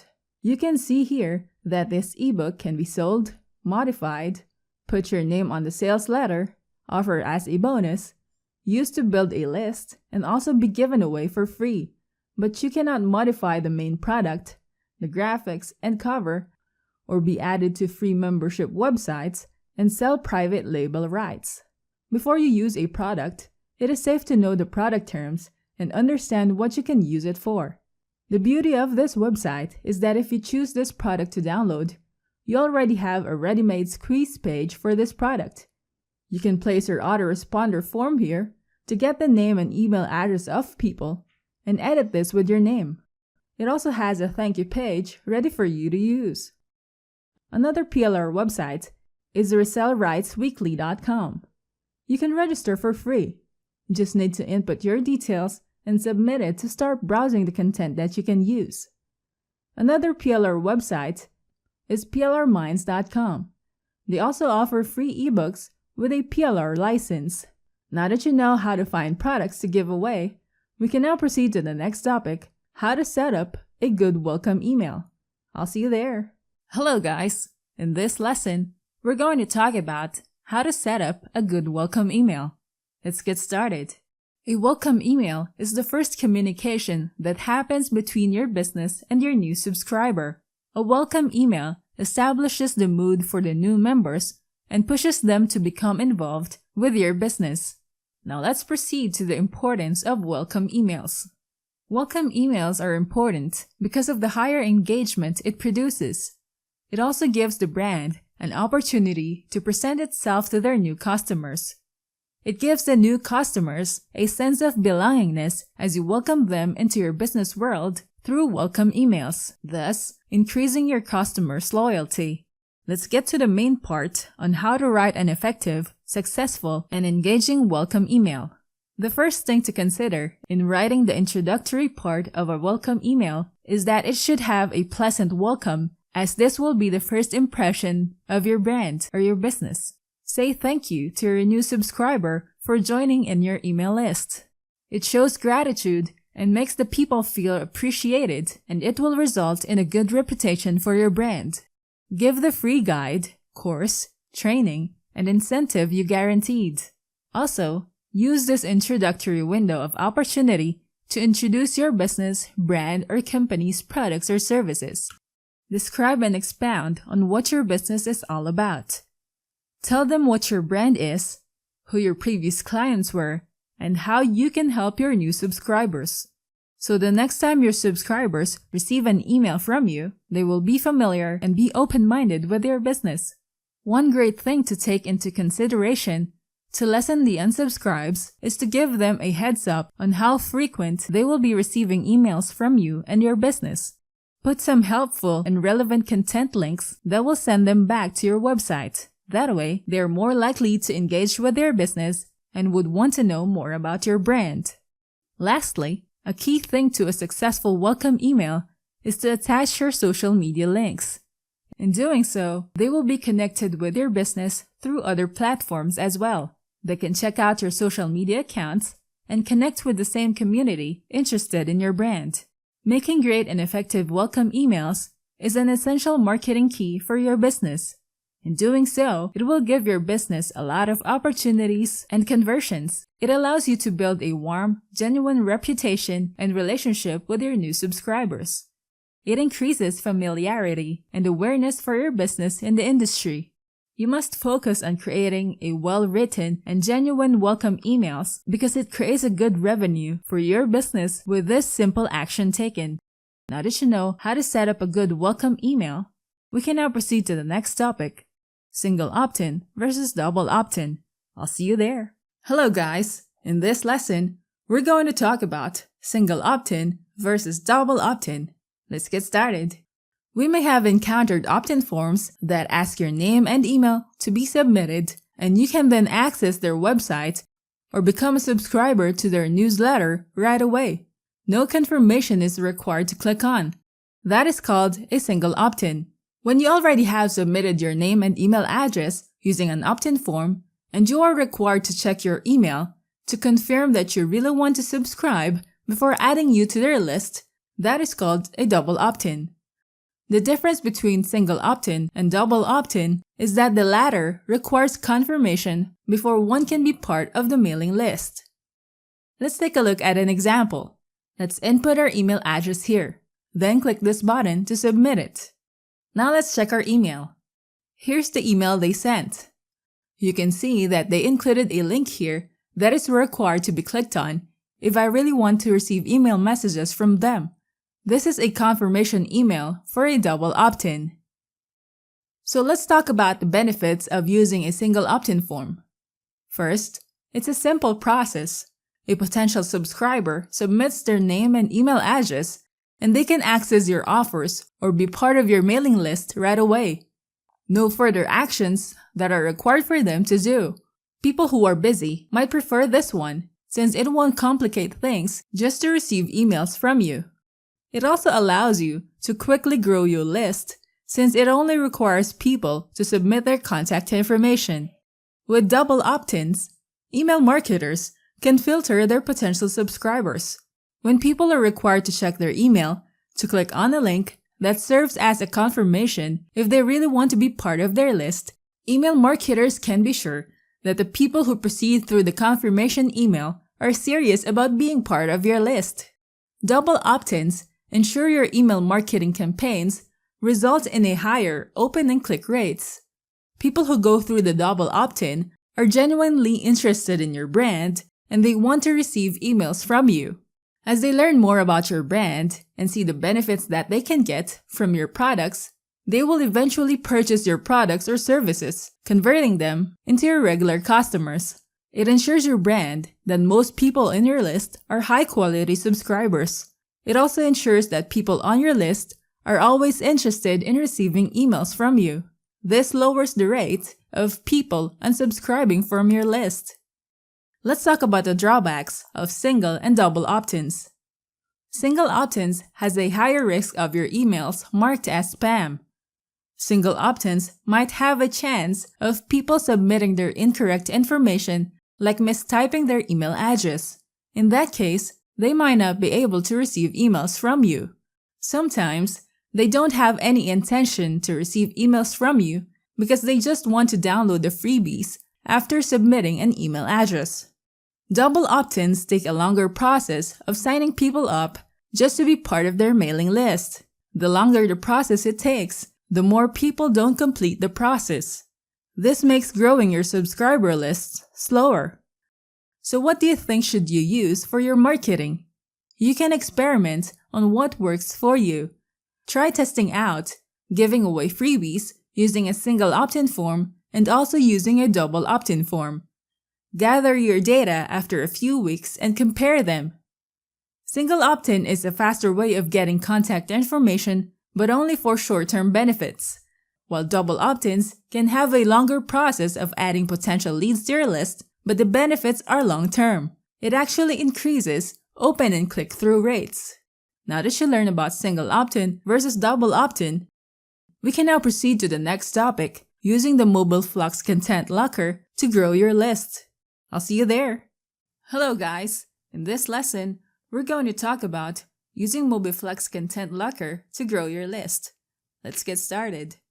Most people who are living at a fast-paced lifestyle are using their mobile devices to access the internet, check their emails, check their social media accounts, and they are glued to their mobile phones every time of the day. Time won't pass where they won't check their mobile phones. As marketers, you must take advantage of promotions that are optimized on mobile devices. If you have a website, then you probably have opt-in forms that pop up on your website asking your website visitors their name and email address. You might also have ads on your website to direct people to your products. These are usually designed to work and be visible when you access these websites using your computer. If you try to access it on your mobile device, you won't be able to see it. So that's the downside for marketers who won't be able to optimize their opt-in forms or ads on mobile devices.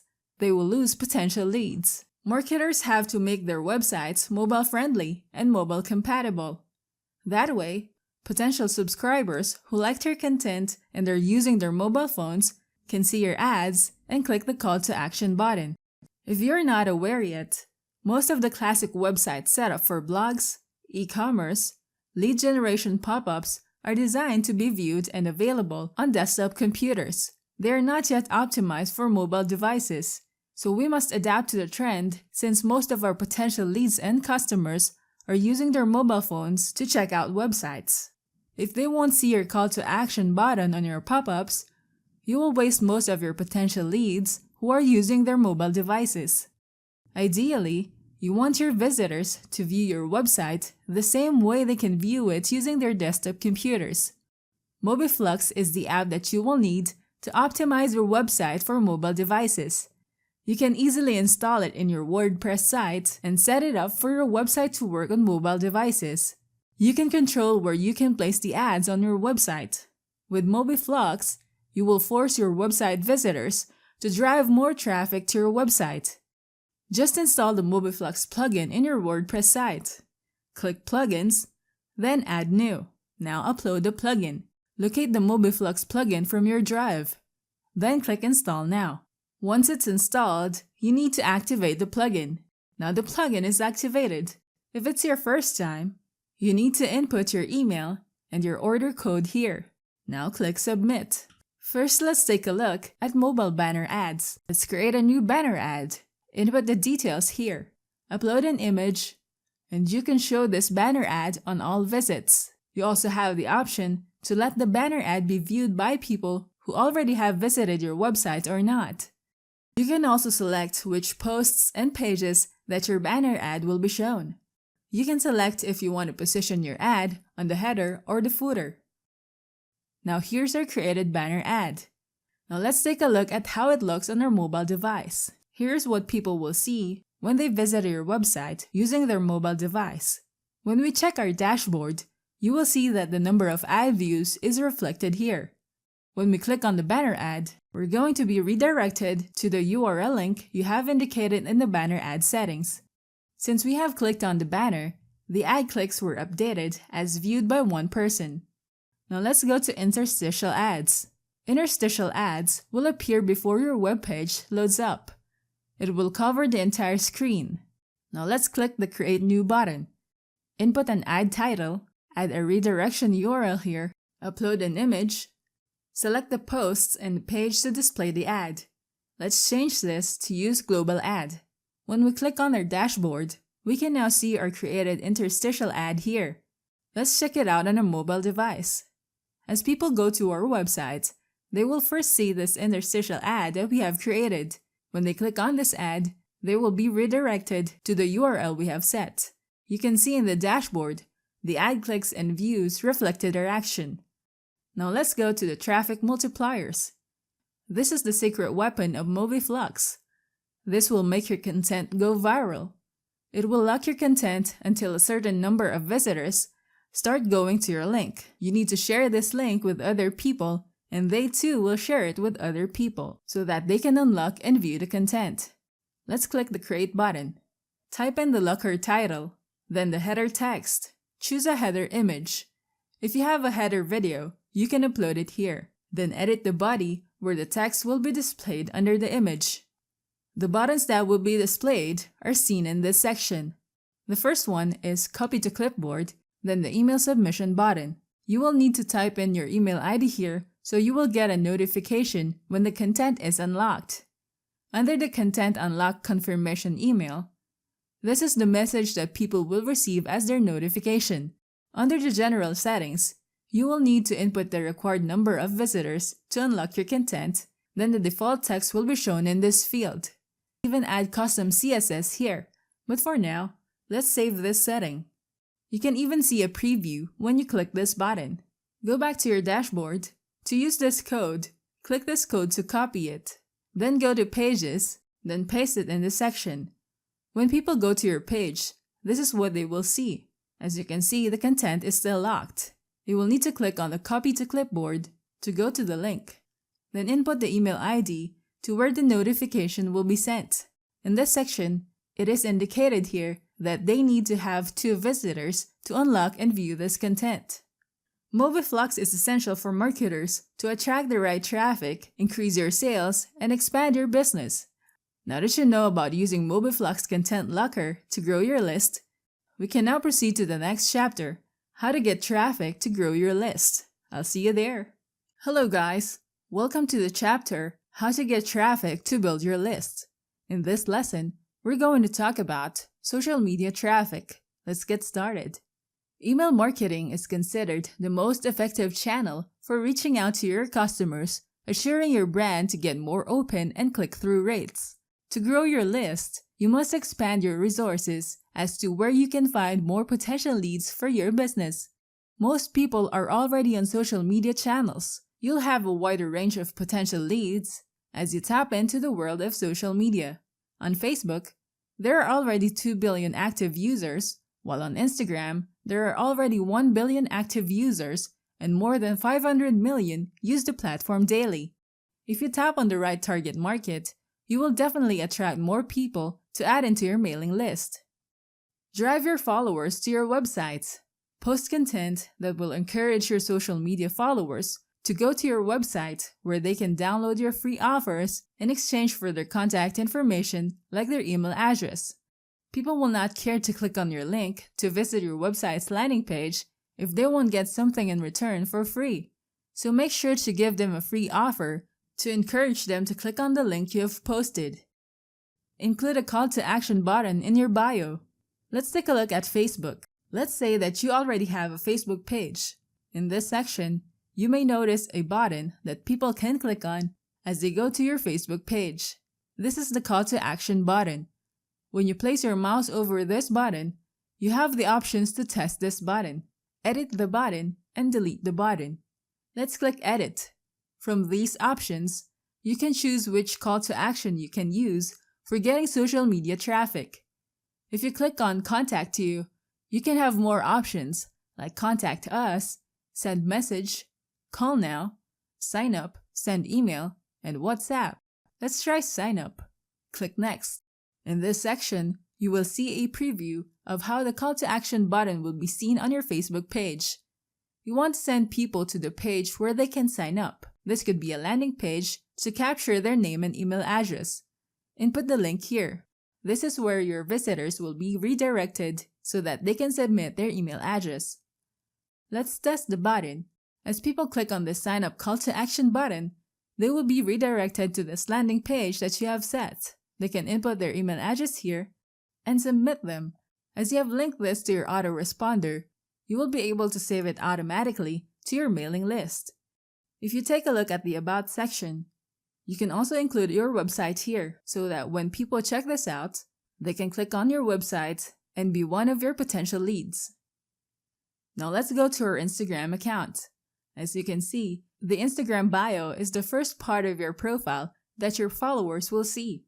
You must have a link here that will redirect your followers to your landing page where they can submit their email address. You may notice that I have linked my Facebook page here. Click Edit Profile. Let's change it to the same landing page that we have linked to our Facebook page. You may notice that we have placed a long URL site in our bio, and that does not look professional. What we can do is shorten it using bit.ly. Once we have shortened the URL, we can edit our Instagram bio again. As you can see, using a shortener will look good in our profile. As people click on this link, they will see the same landing page that we have set in our Facebook page. Test out a list of call to actions that you can use on your social media profiles. Record the metrics like the number of link clicks, engagement, and visits on your profile for each call to action. This will let you know what call to action by taking a look at the metrics with a higher engagement works for you. Host social media contests. Everybody loves free stuff. They will do anything that you would instruct them to do in order to have a chance to win the contest and get the freebie. Promote your contest across social media channels to attract more people to join your contest. Also, add a high-quality photo that will attract people to join your contest and a link to a landing page that will allow people to input their email address. Adding social media to your email marketing is a great way of expanding your potential audience reach. This can attract more people that you can add to your mailing list. Now that you know about social media traffic, we can now proceed to the next topic, content traffic. I'll see you there. Hello guys! In this lesson, we're going to talk about content traffic. Let's get started. People are always searching for ways on how they can improve. They primarily use search engines like Google to find how-to articles about certain topics that they are interested in learning about. This is one way you can attract more people to be part of your mailing list. If you create topics that are specific to a certain niche, then you can attract the right people who are looking for the topics related to your content. You can create niche-related blogs. This can drive more people to your website. Let's take a look at different types of content that you can create to attract people to go to your blog. List posts. Numbers have a way of attracting people, especially in blog headlines or titles. This type of content is popular since they tell people what they can expect to find in specific topics. People can decide right away if they want to spend time reading your content. The number you place on your title will determine how long they have to commit in reading your blog to finish it. To create list posts, first, pick a topic, then pick a number. Here's an example of a list post. As people get interested in your blog, you can set up a pop-up opt-in form to capture their email address so that you can add them to your mailing list. How to post. People are more likely to find articles or blogs that can help them learn how to do certain tasks or activities. This type of content is never-ending. You can make tons of how-to articles or blogs about anything, but it will be helpful for your business if you focus on the niche related to your brand. That way, you can help people who are already interested in your brand's niche. To create your how-to post, first, you have to identify a problem, then introduce a solution, then provide a step-by-step procedure of the solution, give a summary, and a conclusion. Next, product reviews. You can introduce a certain product in your blog and describe what that product is. Then you can share what you like and don't like about the product. That way, people can see the benefits that they too would also like to experience the benefits that you mentioned. If they see the cons of the product, they will be aware of it and appreciate it since you are genuine with your review. What you can do in the end is to make a recommendation and provide a call to action. It will be best to include a video of the product review, which makes it more appealing to your potential audience since people love watching reviews rather than reading an article about it. Share your expertise. If you are great at doing a certain activity or your career, you can create blog posts related to it. Provide short content that your viewers who are in the same industry as yours can relate to your topic. They will be happy to read the topics that you will post. If they see that you are an expert in your field of specialty, then they can ask for your help or avail of your services as you gain their trust and see you as an authority in your niche. Provide a solution to a problem. To find a topic that you can use in your blog, make a list of your audience's problems. Then based on those problems, create valuable content answering their problems. That way, you can attract more people who would be interested in finding a solution to their problem. Having good content can attract more people to go to your website and read more of your blogs. Be sure to create niche-related content. You'll be increasing your chances of attracting people who are interested in your topic and offer your products or services as opt-ins in that blog.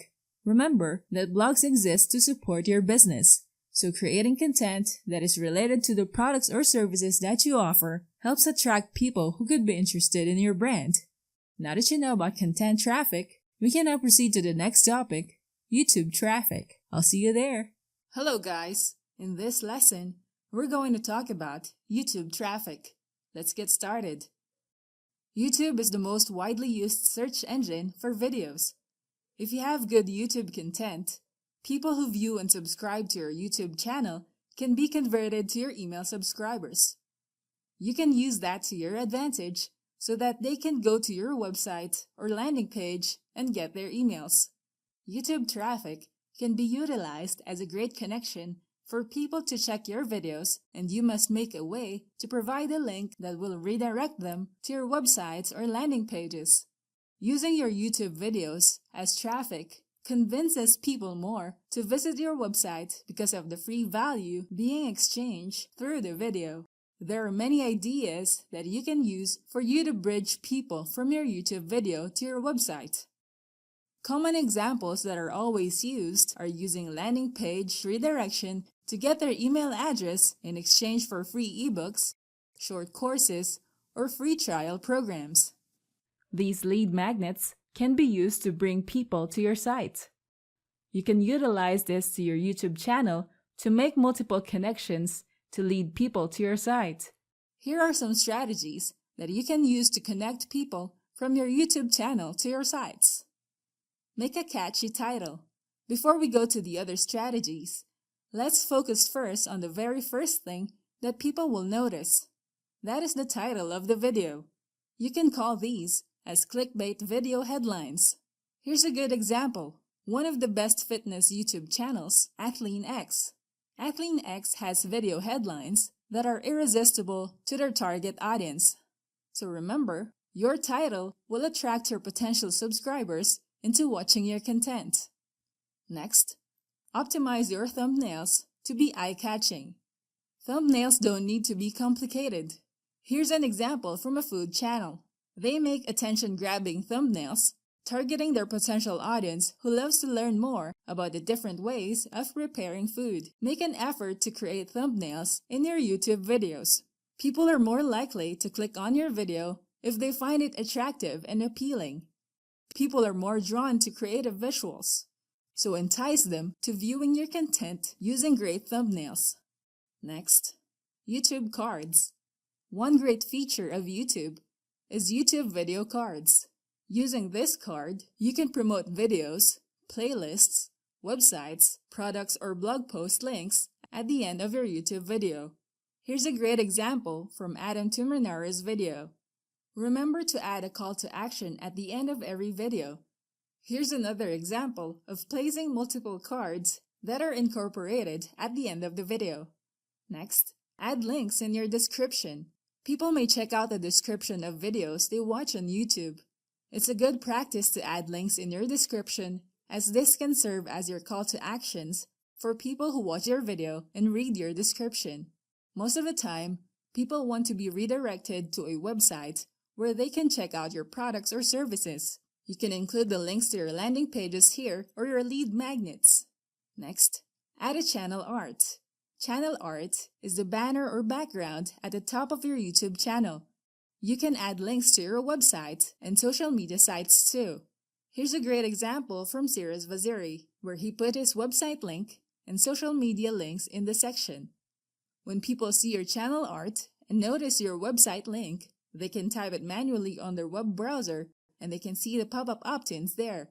Another example, this YouTube channel made a channel art having a link to their website and social media accounts, so people can click on this and be redirected to the website or social media links. Lastly, regularly post your YouTube content or videos to your social media and encourage your followers to be one of your subscribers. Every day, Millions of people are browsing YouTube to watch videos that are entertaining, educational, and they search keywords based on their interests. It's a good practice to keep your YouTube content updated to attract more people to subscribe to your channel, and these subscribers can also be part of your email list once you add call to actions in your video and your description. Now that you know about YouTube traffic, we can now proceed to the next topic. What are solo ads and using them? I'll see you there. Hello guys, in this lesson, we're going to talk about what are solo ads and using them. Let's get started.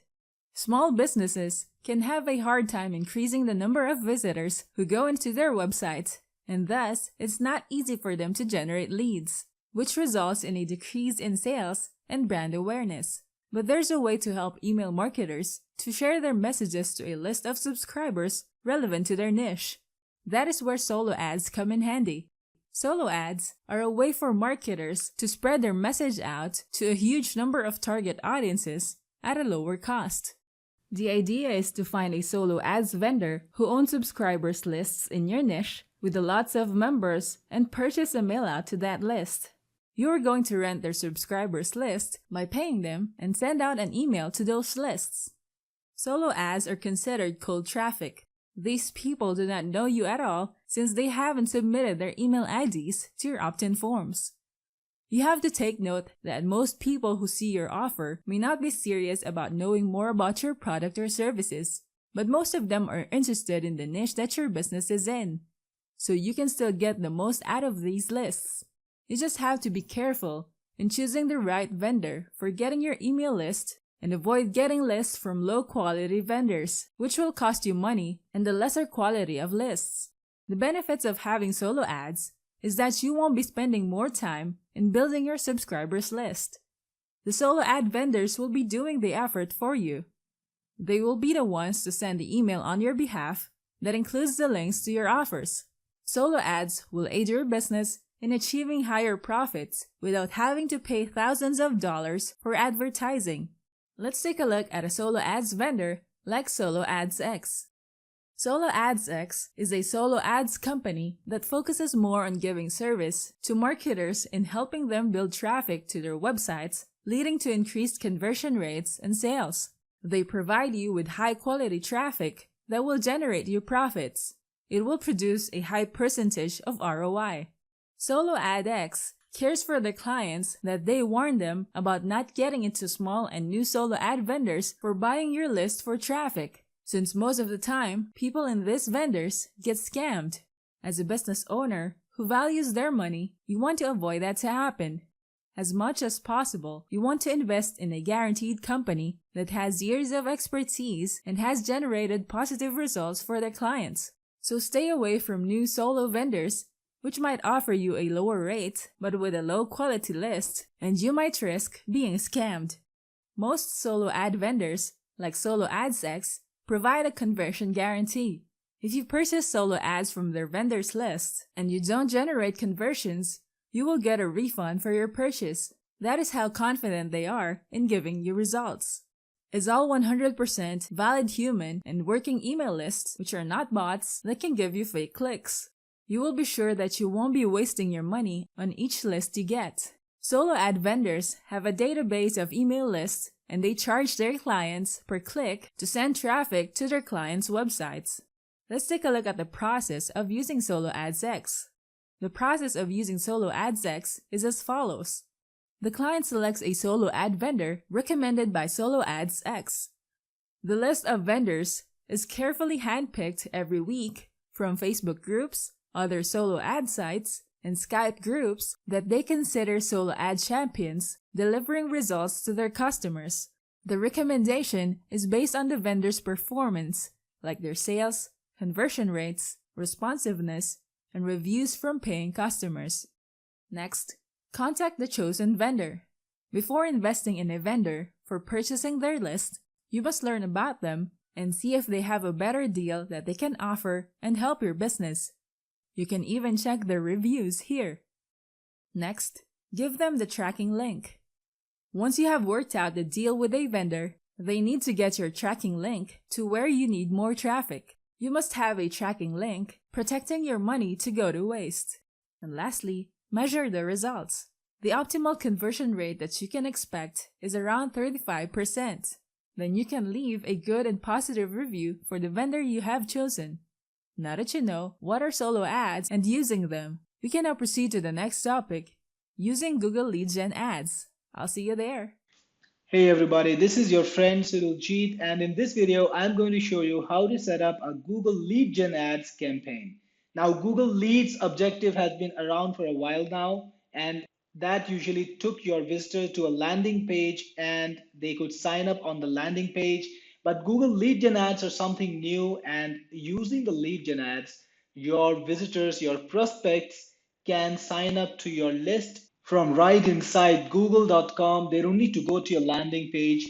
It increases your ROI, it increases your sign up rate because your customers don't have to necessarily go to your landing page. They can sign up even on Google. And when they do sign up on google.com, the best thing is you get their primary email address, their google.com email address, which of course they carry on their hand phone and they look at every day. So let's not spend any more time talking about it. Let's just get right in and see how to create the lead gen ads. The first thing you want to do is set up a new campaign, and it has to be a search campaign because of course if you have a display campaign, you can't run Google lead gen ads on other people's websites. It has to be on google.com or youtube.com. So currently Google lead gen ads are supported by google.com, the search engine, and youtube.com. So you can have your lead gen ads on your favorite videos which are connected to your niche, and that can get you a big number of signups. So let's get started and see how to create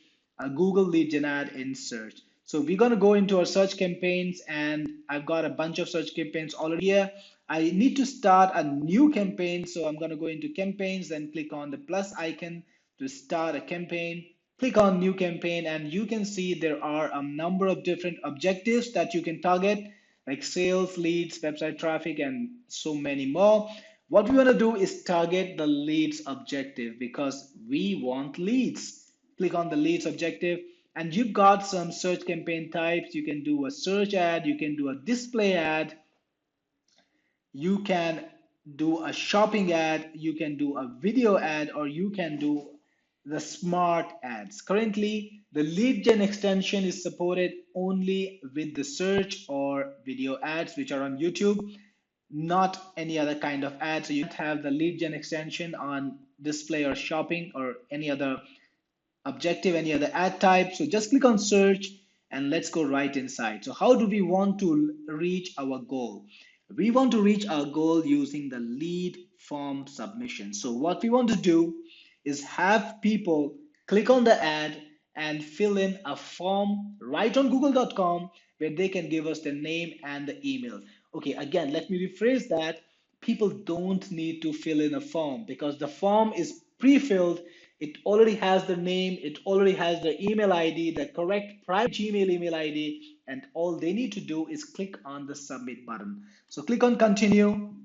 The next step, we gotta give it a name. Let's keep the default one. I don't really care for it right now. It's gonna be on the search network. It's gonna be on the display network. So you can just put that in, that's fine. You can choose your targeting. I'm not gonna go into targeting because this is not a tutorial about that. I'm not gonna talk about targeting at all over here. So let's just skip all of that. And you can even add an audience. So if you've got a ready audience, you want to remarket or retarget to people who have visited your website. Let's say you got a website. This is something really, really amazing. Let's say you got a website, you have a bunch of people coming in, you've got a bunch of leads. You can show your ads to those guys and you can grab their email addresses, you can grab their names, even when they're not on your website. So you have some very, very targeted audience for yourself. You can put in a budget. So I'm going to put in a generic budget. And what do you want? Do you want conversions? Conversions in this case is people signing up to your list. So that's perfectly fine. Let the target CPA be good because you can always modify it later. Right now, it might seem a bit high sometimes, but that might not be necessarily the price for which you will get the actual lead. Let it be high. Let's monitor your CPA cost and then see how you need to calibrate it. Let it go 2, and then you've got your lead form extensions. I've got a couple of lead form extensions already in there. So I'm not going to use those because I want to show you how to create a lead form extension. So click on lead form extension and you can then start making it. Let's do it right now. The first thing, you need to select a call to action. And if you are asking people to sign up, then I think sign up is a good call to action. But if you want to have them take different actions like learn more, get code, apply now, you can select from many of these. You also got subscribe or download. So if you got a lead gen like a like a PDF or a product that you're giving away in return for signing up, you can have that too. I'm gonna go with sign up for now. And this is the extension text. It goes right over here. Fill in. Let's get you the access right away. So I just put in a message.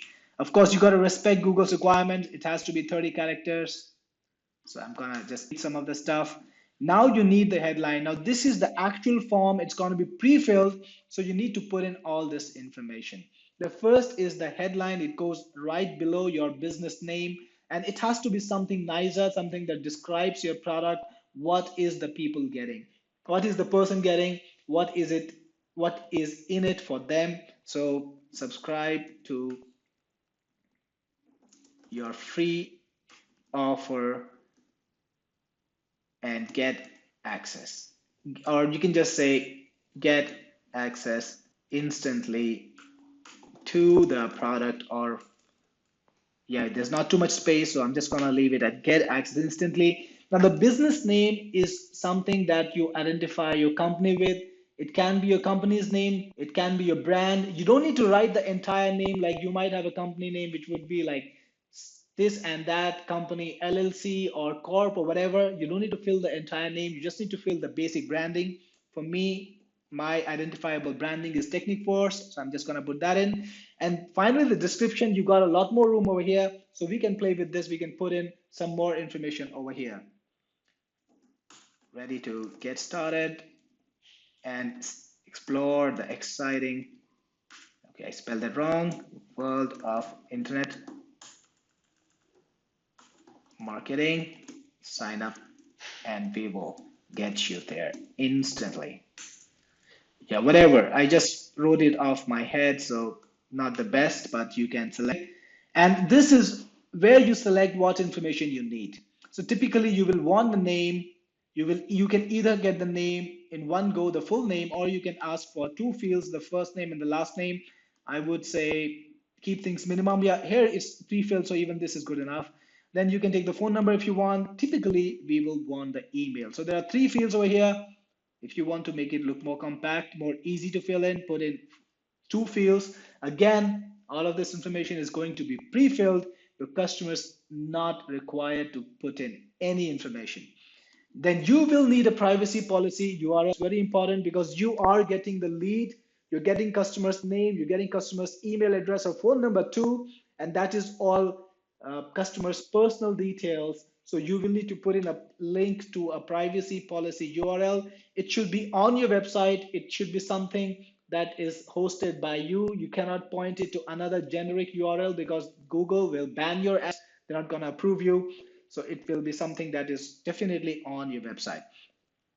Then you need to select the background image. I'm going to put in something nice, maybe this one. Okay, this one is not because effective. Let's find the one. All right, so I put in an image that is suitable and then I'm ready to go. Now this image will be displayed on the top of my ad. I have to select it first, click on continue, click on save, and it's been refreshed, it's been saved. Right, so this will be a part of your ad. It will be displayed on the top of your ad. I think it's still refreshing. Yeah, it's gonna show up. So it showed up. You can do a little bit of play here too. You can put in something nice about your product. You can put in a screen. If you got a SaaS or if you got another product, you can put in something nice over here that will attract people's attention and get you the details. Then after submitting, you will show them a form. You will show them a confirmation, and from the confirmation, you can actually take them to your website too. So you can put in something nice like subscribed. This is the acknowledgement of the action taken, and then you can thank them. Thanks for subscribing. click on the link below to get your access. Simple, yeah? Visit your website and finally the URL, HTTP, and the website where you're delivering the product. Remember, all of this is scrutinized by Google. Google checks everything, so you should have authentic information over there. Make sure you're actually delivering the product.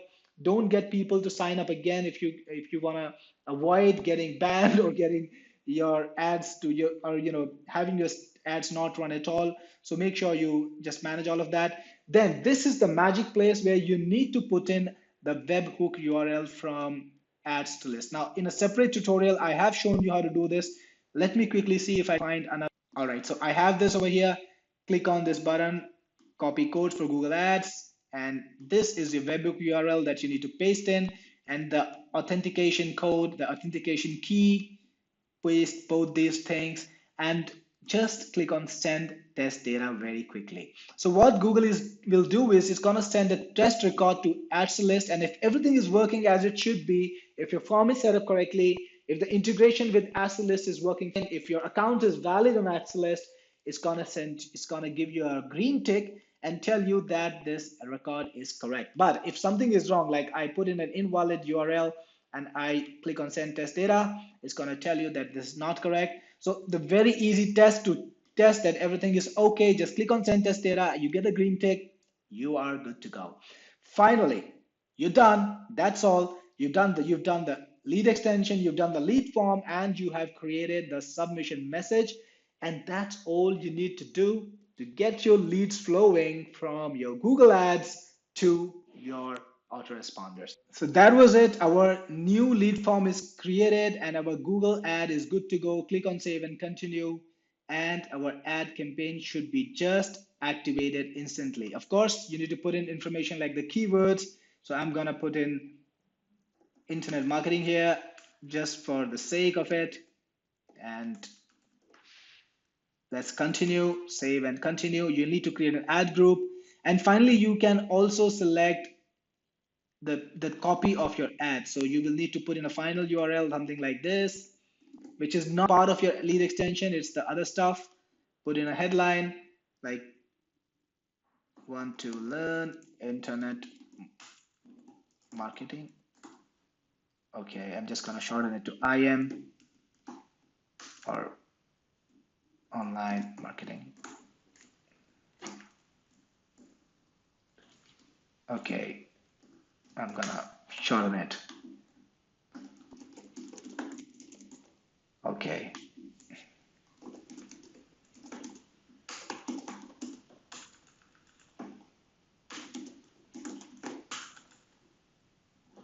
Okay, I just put in some data, a description,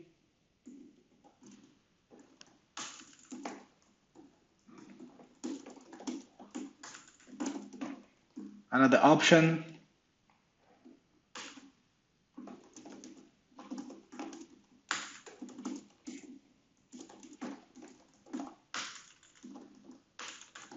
okay, I do a lot of mistakes.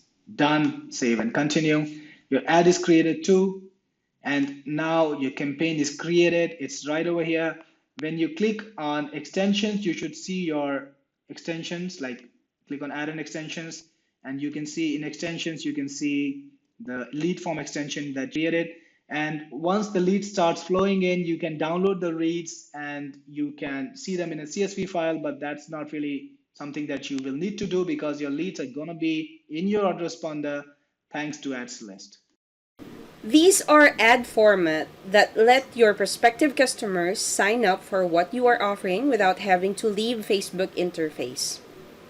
Facebook lead ads allow customers to express their interest in your brand by filling out a form, giving you permission to follow up with them. It makes it easier for your potential customers to send you their personal details using different devices. It is the easiest way to magnet audience, hence allowing you to engage with them. When a user clicks on lead ad, they will be directed to a page that's already been filled out with their contact details that they have previously shared with the social network. They can also edit this information if they want to. So little to no typing, which is more convenient for the users. This is what the users will see on your lead ad form. This is what you call the text box, where you can put in maximum of 90 characters. You can also upload an image or video in this area. This is the headline part, where you can put in up to 50 characters maximum. And of course, right below that is the link description. This is where you will put a short and engaging description regarding your brand, and you are allowed to put in maximum of 30 characters. Now, this is the most important part of this particular ad. This is what you call the call to action button. This is where the connection between you and your potential customers start. By clicking this, they will be redirected to a page allowing to send their contact details to be available for viewing for follow-up purposes. There are available choices for this. It could be apply now, download, get quote, learn more, or sign up. That actually depends on your preference or for the compatibility of your ad. Now, this is an example of the form users need to fill out when they click on the CTA or call to action button. This is actually pre-populated, but if in case the user want to edit something on this field, they can do so before clicking on submit. So that's about it for our topic today. Stay tuned for more about leads to lists. Hello guys, welcome to the chapter Engage Your Subscribers. In this lesson, we're going to talk about writing great headlines. Let's get started. People receive tons of emails every day. You might have unread email messages that can range from hundreds to thousands of emails that you don't bother to read. Subject headlines create first impressions to your recipients. Most of the time, the subject headlines are the basis for opening an email message or not. How good your subject line is will decide if it will be clicked, opened, and read by your recipients. As an email marketer who wants to get more clicks on their messages, you must learn how to write great headlines that will spark interest from your recipients. Great subject headlines work since it sends a message to the recipient that they will benefit from reading your message. Before you craft your email headlines, you must take into account your audience. Ask yourself these questions. Who is your audience? What actions do you want them to do? Your goal will determine what your email headline should contain. Let's take a look at some email headlines that may catch people's attention. Create an urgency. People have a tendency to act on purchasing something if there's a deadline for it. For instance, they can avail of the 50% discount only for today. Add time to it, and they will be more willing to act early before the time ends. People fear on missing out on a great deal. Lists headline. Numbers attract people's attention. People are naturally drawn to digits. If you include numbers lists, like what you see in blogs, people who see numbers on subject emails are more likely to open your email. Impose curiosity. You need to leave a tiny bit of information that will pique your readers' curiosity. If you tell in your headline what your readers know and what they don't know, you're producing a feeling of deprivation that prompts the viewer to click on your headline to know more about your message.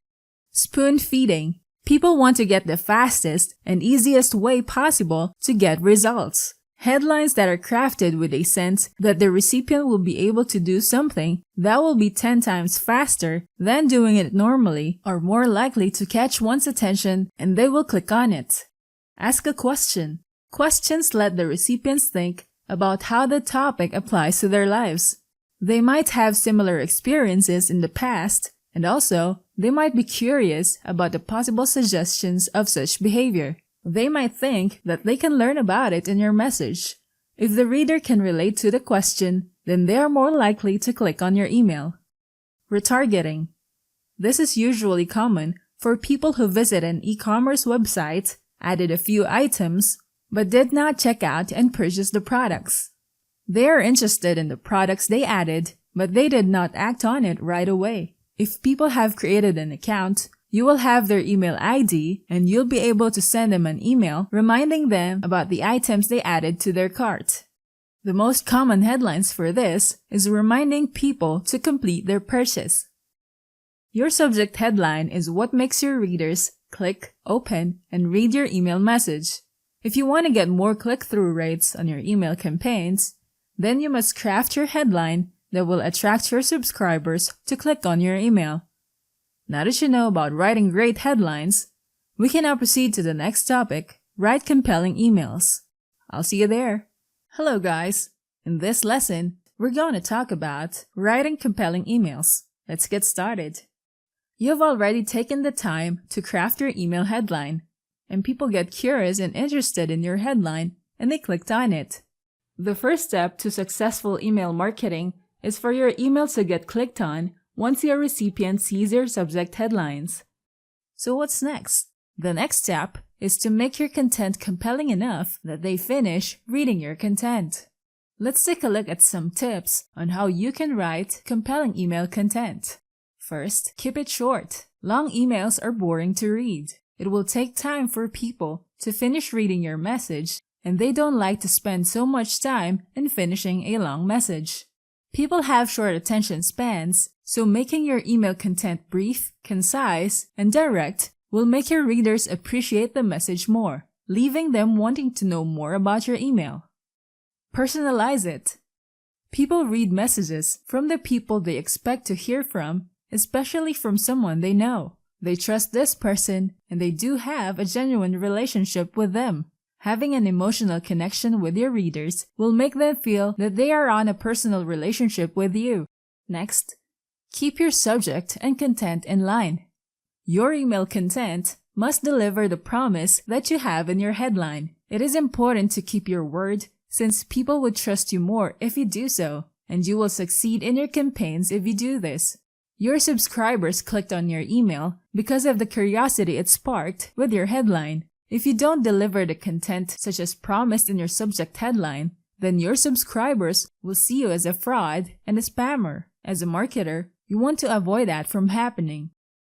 Talk about the recipient. Talk in the second person point of view. Make it all about the reader. Value their time in reading your email. You have to make use of the word you more often rather than I or we. It is the best voice for email marketing since it makes it unique. Doing this will let your readers relate more with what you want to tell them in your message. Next, focus on the benefits. If you're writing someone a message, do not talk all about selling them the features of your products or services. Talk about what they can get out of it.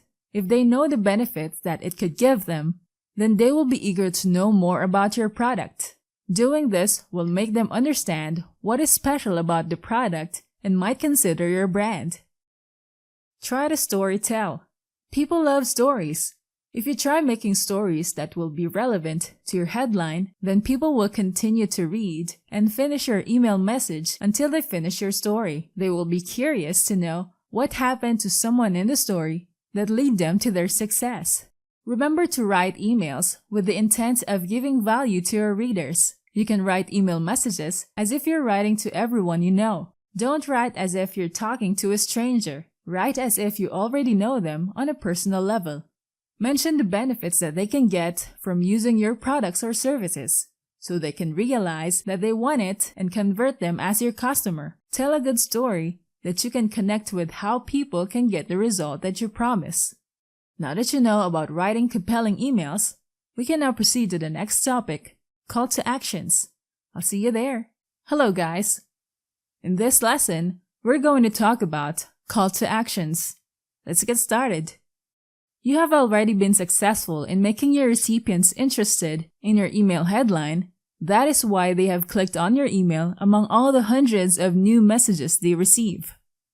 After going through your content and finished reading your message, You must make sure that your reader will be able to do an action relevant to the goal of why you're sending the email in the first place. Having no call to action is just a waste of their time. When creating email campaigns, the most important part of your content is the call to action.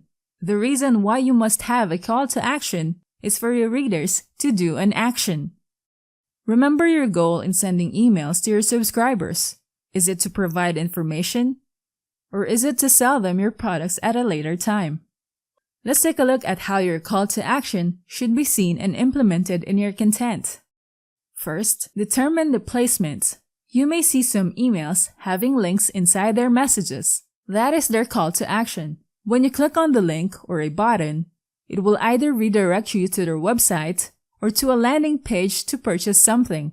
The placement of your call to action depends on how quickly your readers would understand the purpose of your message. If the product that you are offering is straightforward and easy to understand, you can help the reader avoid being anxious in taking your offer if the call to action is placed at the beginning of your content.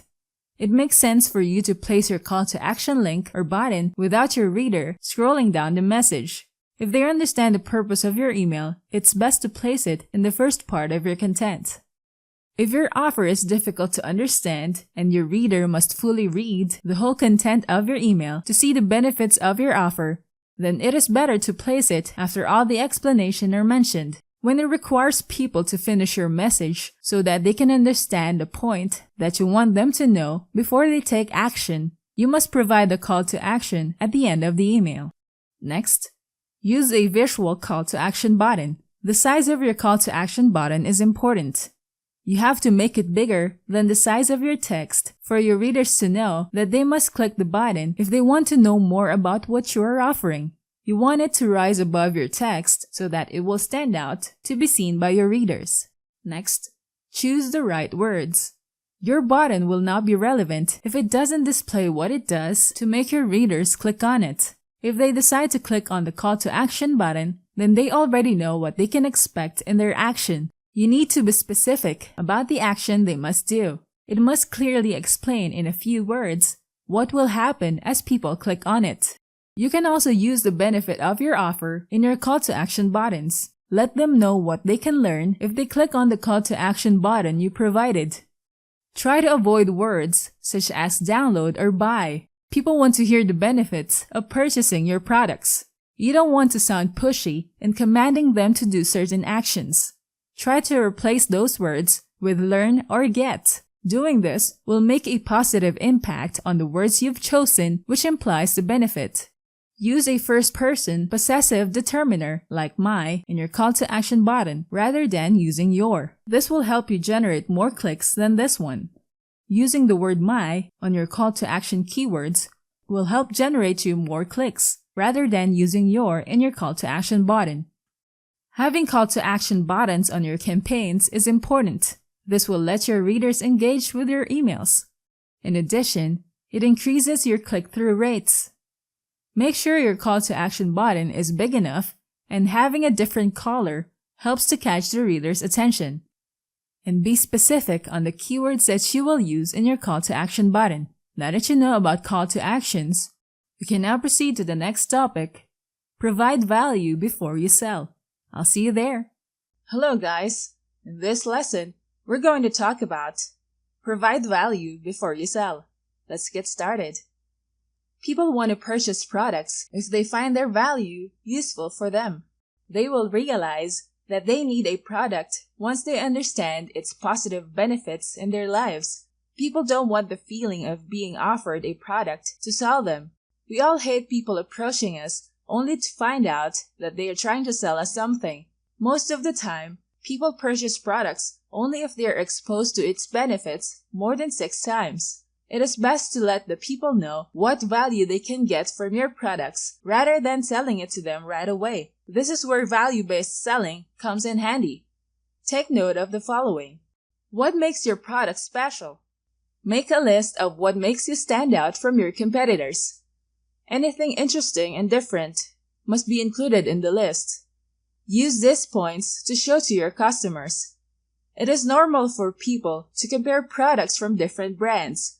so you can expect people to make a comparison between brands in your niche. You need to aim for their hearts and not their wallets.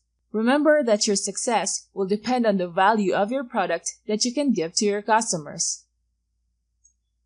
Be patient in making a sale.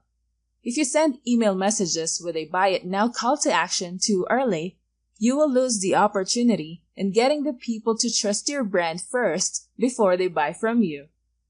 Most successful email marketing promotions will generate conversions after a few weeks. This is because people need to know more facts about your product before they purchase it. You can even create a scarcity, such as they can only make a purchase once there are open slots. Don't make it available right away. Doing this will create a feeling that they need to chase after that limited window of opportunity, which increases your chances of closing a sale. You can eliminate your subscribers' uncertainties. There are products or services offered at a 7-day free trial or until 30 days. Giving this chance to try your product or service will make people experience your product, and that can erase the doubts in their minds. Also, you can use and show your customers positive testimonials. It makes an assurance to your new subscribers to know that people have already tested your products and services and they loved it. Educate your subscribers. Most email promotions hide under the shadow of showing subscribers what they can learn from you. When you give free information that your subscribers can learn from you, it gives them an assurance that your brand is a brand that they can trust instead of settling down on your competitors' offers. Introduce the benefits of your product. You need to present your subscribers with the positive aspects of your product. Find a way to make your products appealing. Convince them that your product will add value to their lives. You don't need to make a pitch that will be based on false advertisements just to make a sale. Focus on the outcome that people can have if they're using your product. So don't focus more on the features of the product. People need to see the value of the product rather than its features. When you highlight the benefits of using your product, your subscribers will realize how much they can benefit from purchasing your product. This is the most important step as you're trying to get an emotional connection with your customers. Giving priority to provide value to your subscribers rather than selling them offers in the early stage of marketing can lead to losing your chances of making a sale. Convince your subscribers that you can offer them a better solution to their problem and to meet their needs. That way, they can realize that your brand is the best choice for purchasing products in your niche. Now that you know about provide value before you sell, we can now proceed to the next topic, segment your list based on interest. I'll see you there. Hello guys! In this lesson, we're going to talk about segmenting your list based on interest. Let's get started. As an email marketer, you must know what each of your subscribers want. If you understand how each subscriber is unique, you'll be creating great content that is tailored to each of them. It's impossible to make an interesting email for everyone in your list of hundreds or thousands of subscribers who have different likes and dislikes. You won't be able to create an emotional connection with your subscribers if you send them a master email that is not meant to address them with a personalized email based on their interests. You want to create a meaningful and valuable content for each individual on your list so that it will help your business have a strong sender reputation. You have to take note that if you have lots of subscribers who don't engage with your emails, then your open rates will be lower, which affects your sender reputation. Sender reputation is important as it lowers unsubscribed rates, emails get higher deliverability, and lesser instances of being flagged as spam.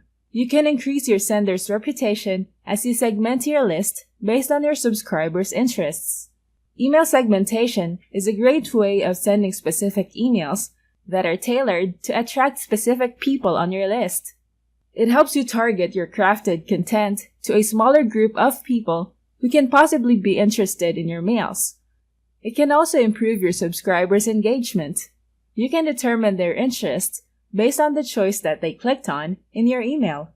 Try sending a welcome email that will give them a few options that they can choose from.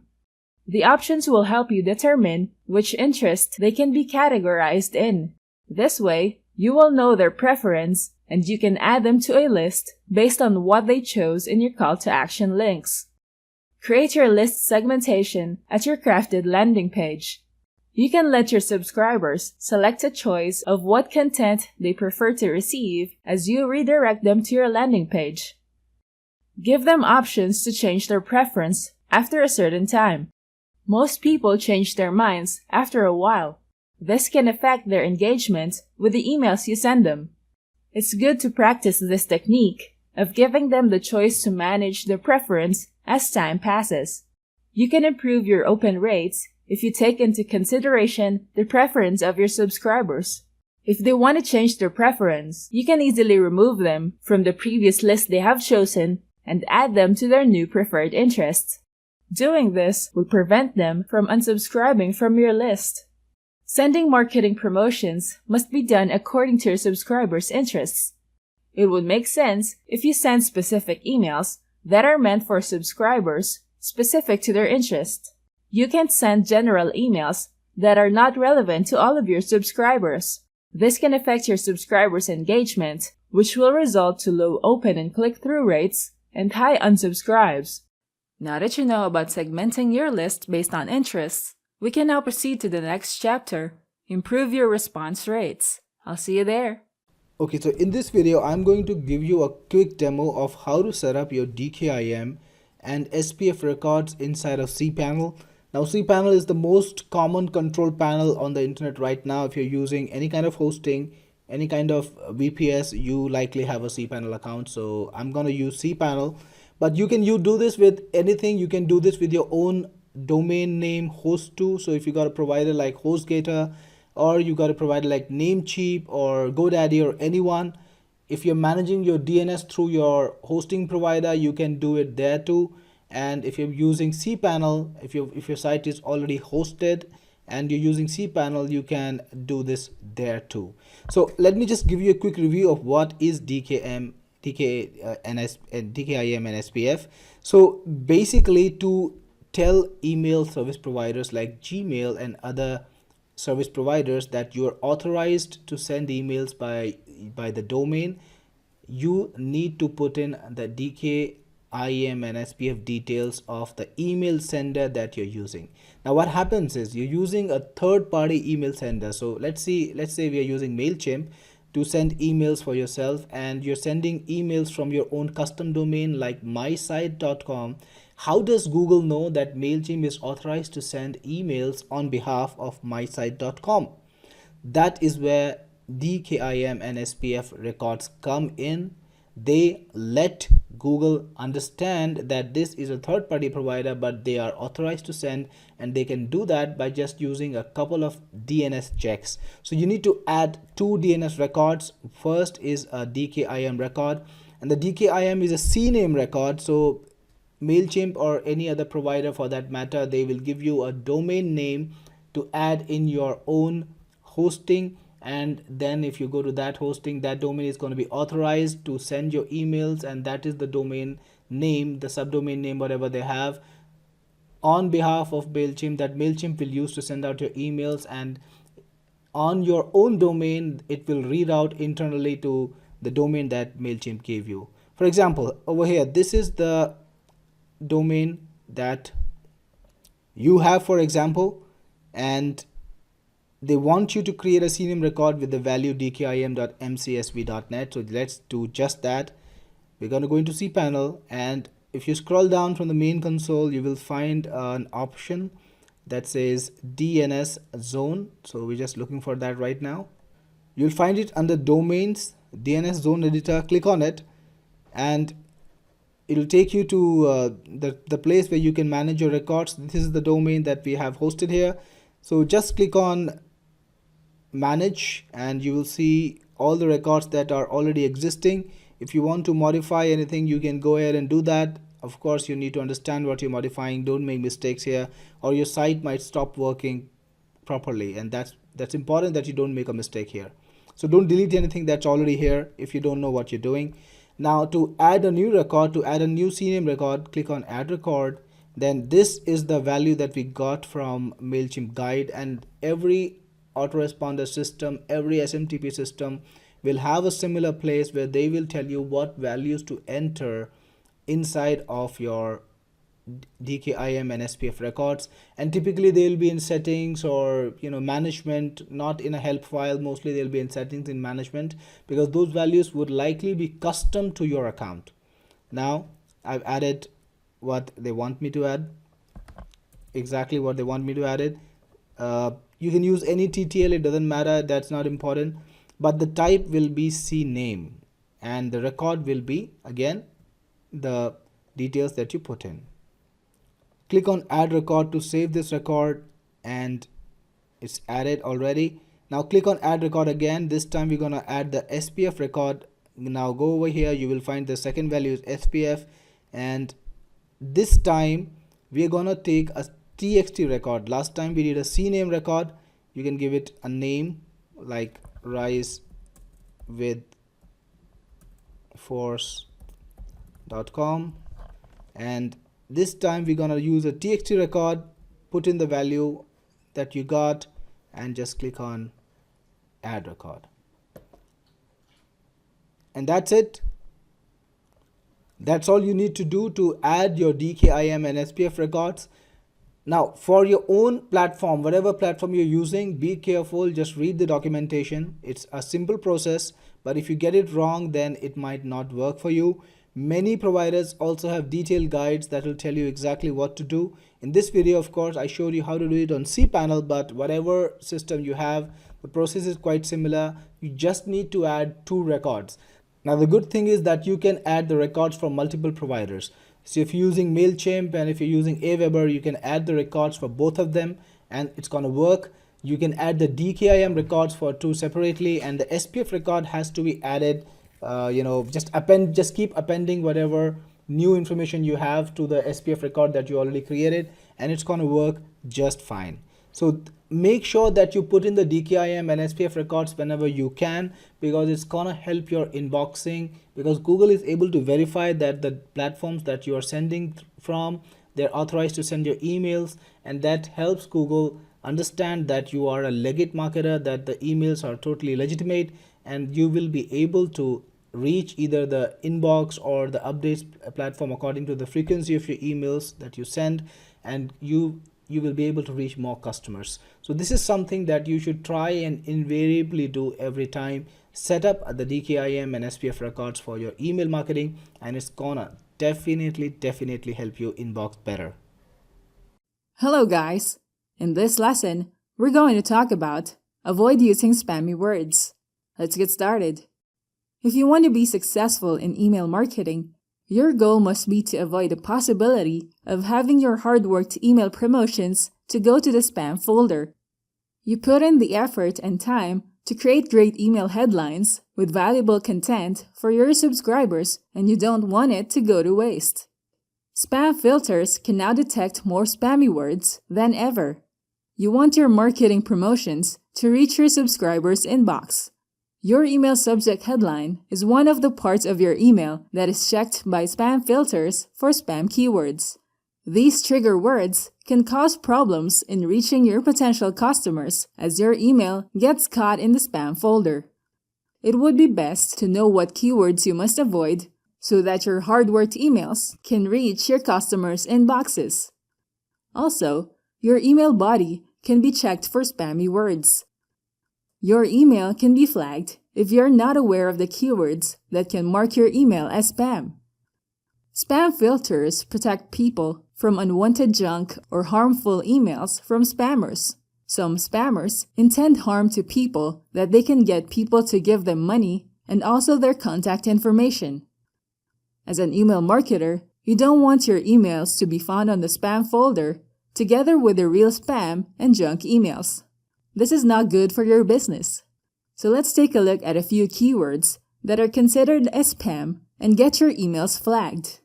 First, click here. You may notice that it is a call to action. Most of the people have been trapped by this call to action button or link that can lead them to a redirection that harms their computer or can steal their information if they're not careful. Spam filters flag these keywords to protect people to be victims of fraud or spammers. Instead of using these spammy keywords, you can use keywords like what will happen if people click on your call to action. You can use more positive actions like learn or schedule. Second, the keyword free. This keyword flags spam filters if you use them anywhere in your email. It gets used a lot by spammers. You may be tempted to use this keyword since people might click on your mail as they will get free stuff. But if you are giving them a free offer, avoid this keyword a lot in your email body or your email subject line. Be creative in using words that people can learn from as they get your free offer. Next, buy now. This can also be a call to action. It seems to be pushy to make people do an action. As an alternative, you can use the benefits people can get in purchasing your product rather than using these keywords. There are tons of spam keywords that can alert spam filters and result in your emails being found on the spam folder. You don't have to memorize them all. You can avoid words that make you sound like you're needy, manipulative, pushy, and giving false promises. Knowing what keywords can be flagged as spam will help your promotions not to get trapped in your subscribers' spam folder. Also, your deliverability rate will keep high and your emails will reach your subscribers' inboxes. Now that you know about avoid using spammy words, we can now proceed to the next topic, personalize your emails. I'll see you there. Hello guys! In this lesson, we're going to talk about personalize your emails. Let's get started. First, let's talk about what is a personalized email. A personalized email is an email being sent by businesses to utilize their subscribers' data to give them more related business proposals or offers and guarantees a more productive and helpful communication experience. So why is it important that we use email personalization as one of our email marketing strategies? First, it gives the sender a better reputation. As email marketers, we want to build a genuine and long-lasting relationship with our prospects. It also results in a lesser spam complaints and lower unsubscribes. Another important point is that it gives your emails better chances of being opened by your recipients. This depends entirely on your subject line. If the subscriber sees that the email subject line is personalized, they are more likely to open and read what's in your email messages. Personalized emails also give the person a more compelling reason to share their personal data through your opt-in forms. It will be effective if you inform them during the subscription that you will use the data to send them thrilling and informational email campaigns. With these, it will benefit your email campaigns to create more relevant, useful, and informative email campaigns. That way, it will match the subscribers' expectations. They will expect to receive valuable emails in a personalized manner in exchange for the personal data. One main benefit is that it will develop greater engagement results. By knowing the benefits, another result will emerge, which we all want to happen. That is, it will boost your business's ROI. People will trust and buy more from businesses and companies that use personalized emails. Now let's begin discussing how to personalize your emails. First, segment your list. The first important thing to do to make this successful is to segment your list. You want to personalize your emails based on your subscribers' interests. Doing this will allow you to cater to their needs. In the next video, we're going to talk more about segmenting lists, so make sure to watch it to understand more about segmenting your lists. Next, personalize subject lines. The next important thing to do is to personalize your subject lines. This is simply putting the subscriber's name in the subject line. Everyone loves being called by their own name. They feel this sense of trust towards the person who called them by their name. This is a simple step, but very crucial. Your subject line will determine if your recipient will be interested in reading your emails. Next, determine the best time to send emails. Knowing the demographics of your recipients, like their location, will allow you to know what time they are online. You need to know the time they are more likely to read your emails so that they can engage with your mails as they receive them. Doing this will allow you to personalize sending emails depending on your recipient's time zone. Next, Write your email content as though you are writing to one person. People read emails, especially when it comes to someone they know or trust. Also, if the email's personally addressed to them, as if they know each other on a personal level, they're more likely to read that mail. So write your content and imagine as if you're talking to each other face to face. Personalizing your emails increases the chances of your mails to stand out from other emails in your recipient's inbox. People are more likely to open emails when they see their names on it. Instead of receiving generic emails, they can receive emails that are targeted to them and their interests. Now that you know about personalizing your emails, we can now proceed to the next topic, segment your lists. I'll see you there. Hello guys! In this lesson, we're going to talk about segmenting your lists. Let's get started. You probably built your email list since you have started your business. If you have thousands of emails that you have on your list, then it would be best to organize your list into segments. List segmentation breaks your email list into smaller and targeted lists. It gives marketers the ability to send emails containing offers and content that is personalized to give customers what they want. List segmentation increases open rates, limit unsubscribes from people not interested in certain emails you send, and it drives more sales for your business. Here are some common ways to segment your lists. Demographic data. When you have the most common demographic data of people in your list, like gender, age, and location, you can easily segment your list based on those data. People who subscribe from your lists may have different geographic locations where they live. Segmenting them based on location will allow you to send targeted emails that apply to people who live in a certain location. Next, purchase activity. You can check the consumer's behavior for their past purchases, buying frequency, and abandoned carts. Creating a segment list for these subscribers will allow you to create an email dedicated to encouraging them to purchase right away. Purchase history. If you have an e-commerce website, you can access your customers' buying history. It can give you access to the information that can help you decide who among your subscribers can be interested in the new product that you will be releasing. Doing this will help turn your subscribers into long-term, loyal customers. Abandoned cart. It is common for people to visit e-commerce websites and browse their products for some things they can be interested in.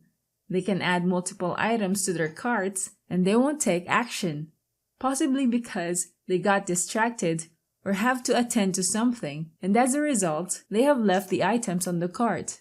For these instances, it's good to make a segment list dedicated to reminding your subscribers to get back to their abandoned cart, so that they can take action and check out to purchase your products. Monitor the email addresses who open your campaigns among all the subscribers on your list. You would know who is interested in what you offer. You can create a separate list for these people who deserves to receive the promotions that you offer. They are more likely to take action and purchase your product offers in the first place. Also, you can monitor the links or call to actions that have the highest clicks. Doing this will help you determine what among your offers are clicked on most of the time. Personalizing your emails and segmenting your lists helps your business grow your sales, connect with your subscribers on a personal level, and build long-lasting business relationships with your customers. Now that you know about segmenting your lists, we can now proceed to the next chapter, improve your response rates. I'll see you there. Hello guys! In this lesson, we're going to talk about using surveys to improve engagement. Let's get started. People receive tons of emails every day. They might be ignoring your email promotions, maybe because they are no longer interested in the emails that they receive from you. This can affect your sender reputation. To improve that, you can make a survey that can interest your subscribers to answer some questions that can be relevant to them. Surveys are helpful to boost subscriber engagement. People are willing to give their opinion, especially if it won't take a long time to submit it. With surveys, you can give options that will make it easier for people to choose from and submit the survey. First, Determine what questions to ask. We can ask so many questions from our subscribers. You just have to choose it wisely. Make sure the questions are relevant to ask your subscribers. You can ask your subscribers what they want. Doing this will help you have an idea of what they might be interested in purchasing from your niche. You'll be able to learn what interests them. Also, you can decide on what product to launch soon and offer future campaigns based on what they like to receive from you. Make it brief. Make sure to ask questions that can be answered in just a few seconds, or that it won't even take more than 3 minutes of their time. It is wise to create surveys that are fast enough to make people engage with their surveys. Make sure that they won't be thinking of what to answer to your questions. Don't make your surveys feel like they're answering an essay question. They need to see the available options that they can choose from to finish answering your surveys faster. Next, set their expectations. Before they decide on taking your survey, you can make them interested first. The first question is the most important one that should spark their interest. If it bores them or it doesn't interest them, then they could just ignore your survey and not take them. It's a good practice to inform them how long it is to take your survey, so that they won't be surprised at how many questions you have that have more than 2 pages in length. Next, give an incentive. Give your subscribers an incentive as they fill out your survey. Incentives can give out a feeling of an irresistible offer. Doing this will give your subscribers the motivation to take and finish your survey. They can start answering your questions, but if they don't feel like finishing it, it will be easier to ignore the remaining questions and close your survey. Give them something that they can expect to have after answering and submitting your survey. Remember that their time is precious, and you have the option to give them a free coupon in exchange for their time. People will be willing to do anything and give up a few minutes just to get a free coupon. Take time to create your survey that will be relevant to your subscribers. Surveys can help your business to get more engagement when people don't engage anymore on the emails you send them at a certain time. Now that you know about using surveys to improve engagement, we can now proceed to the next topic, split testing emails. I'll see you there. Hello guys. In this lesson, we're going to talk about split testing emails. Let's get started. You need to test emails with what works or not. You don't want to create product promotions where it is not appealing to your subscribers. Split testing your emails allows you to compare 2 versions of your emails. It gives you an opportunity to see if it works. Use it to test every aspect of your email, like your email heading, content, links, and call to actions. You want to test and analyze your promotional emails to decrease the risk of unsuccessful email marketing campaigns. Now let's take a look at what you can test. First, subject headlines. This is the first part of your email that your subscribers will be able to see. If your subject headline is not even making your subscribers take a second look, your crafted emails won't be tested accurately. So make sure to craft your subject headline to be eye-catching. Next, images. After making your subject headline attract your subscribers to click on your email, you can optimize your visuals inside your mail. You can test what image gets more engagement. Next, content. You can try to test a different set of text in your email body. You can see if what content is most appealing to your subscribers. You can monitor if a shorter message can generate more engagement than longer content. Call to actions. Once your subject headlines and text are optimized, you must make your call to action optimized too. Doing this will let you test your call to actions if it gets more clicks from your subscribers. You're aware that call to actions are important so that you can redirect your subscribers to your landing page. You can test the color of what gets most clicks and also the call to action text as well. Social media buttons. You may notice social media buttons at the end of an email content. This will help you get more people in your social media account so they can follow you. You can test different buttons to see what gets more clicks. Next, the delivery time and date. you can switch the delivery time and date your emails are sent. Try to test what time and day subscribers on your list are more likely to engage with your email. This way, you can schedule email campaigns at the right time and day. You'll be able to know the time that most of your subscribers are online. Now let's take a look on what are the steps you should take to split test your emails. First, determine what to test. One way to have a successful split testing on your emails is to have a basis for doing the test, which remember, you need to test one at a time. Check your statistics. By looking at the statistical data, you will know what among your emails needs to improve. Next, set goals. Determine the result that you want to get from your split test. That way, you will know what outcome you can try to improve on to increase your subscribers' engagement on your emails. And finally, split test your emails.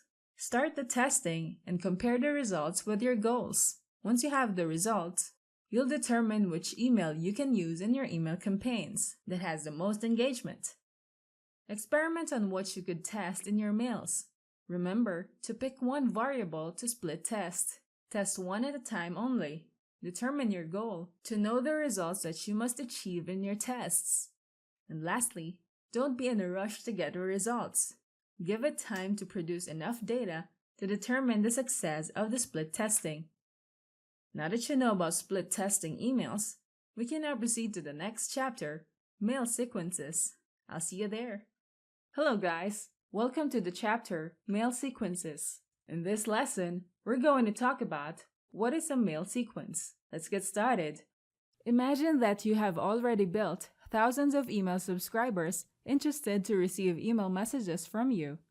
Every day, you are receiving new opt-ins from people who visit your webpage and are willingly giving out their info just to receive emails from you. Can you even imagine sending emails manually to those subscribers? Imagine having to send them welcome emails to make them feel comfortable and gain their trust. What if you want to send them other emails too? An email introducing your brand, then maybe 3 days later, another email offering them a discount. You can't do all this work manually. That is where mail sequences come in handy. Mail sequences will help you send a series of emails that are sent automatically once the actions that you have set are triggered. You will notice that mail sequences are trigger-based or time-based. Trigger-based sequences are the actions such as their browsing behavior, subscribing to your list, buying a product, or shopping cart abandonment. Time-based sequences are sequences that are sent out to your subscribers after they opt in, after 1 year since they subscribe, or 30 days after they purchase a product. Mail sequences can be set up only once. After you've set the triggers, at a certain period of time, the emails that you have crafted will be sent out to these subscribers without you having to be online to send them the emails. Now let's talk about the different types of email sequences that are sent out to subscribers. First is the welcome email. New subscribers who submitted their emails using your opt-in forms must be welcomed to create a good connection with them. This is the time to send emails to make people welcome and make a brief introduction about your brand. They can be aware of your products and you can tell them what to expect from the emails they will receive from you soon. You don't sell to your subscribers with welcome emails right away. Be patient and the timing should be right. Giving them a command to buy right away will probably lose your subscribers' interest. It's better to create several emails as part of your welcome series. This will help build your new subscribers' trust before you send out the sales pitch in your content. Next, you can keep them engaged so that they will stick around and always look forward to receiving emails from you. With this email, you can start sending emails so that they can try your products. So make sure to create this email to mention the benefits of the products over the features of your products. Next, the common emails received from e-commerce sites is the abandoned cart sequence. It is common for people to add items to the carts but don't act on them to check out and purchase those products. This email sequence is the opportunity to remind people to take action and purchase the items they are interested in. Some brands even offer discounts so that people are enticed to continue the checkout. Discounts are a big help in making people purchase something. Mail sequences can help your business in sending out automated email messages in sequences, which also help you save time. Sequences help your customers be aware of your brand and understand the benefits that you offer. As people receive a series of emails from your brand, they can be converted to a customer who is loyal to your brand, and they will be your long-term customers. Now that you know what is a mail sequence, we can now proceed to the next topic, how to create an effective mail sequence. I'll see you there. Hello guys! In this lesson, we're going to talk about how to create an effective mail sequence. Let's get started. In the previous lesson, we've talked about what are mail sequences. Now that you know what mail sequences are and how it can affect your business, let's talk about how you can create killer email sequences that can make people engage. First, determine what's your goal. The first step you need to take when starting to make your mail sequence is to determine the goal of your sequence. You can determine your goal by answering these questions. Are you going to make a sale? Are you looking forward to converting people to be your client? Or are you inviting them to join a webinar or join your community? You need to be clear about the end result in your mail sequences. It's no use to spend time making emails to your subscribers when you don't know what your end goal is. It will be unclear to your subscribers what they can get from every email that you send them. You want to make sure that your subscribers don't lose interest in reading your email and unsubscribe from you. Next, plan the number of emails that you need to send before reaching the end goal. Each email must be tailored to convince your subscribers to take action when they reach the email with the end goal, making them take action. So make sure to craft your emails that will allow your subscribers to feel excited to know more about what they can get out of your end result in your mail sequences. You must introduce them little by little with what you expect them to do at the end of your mail sequence.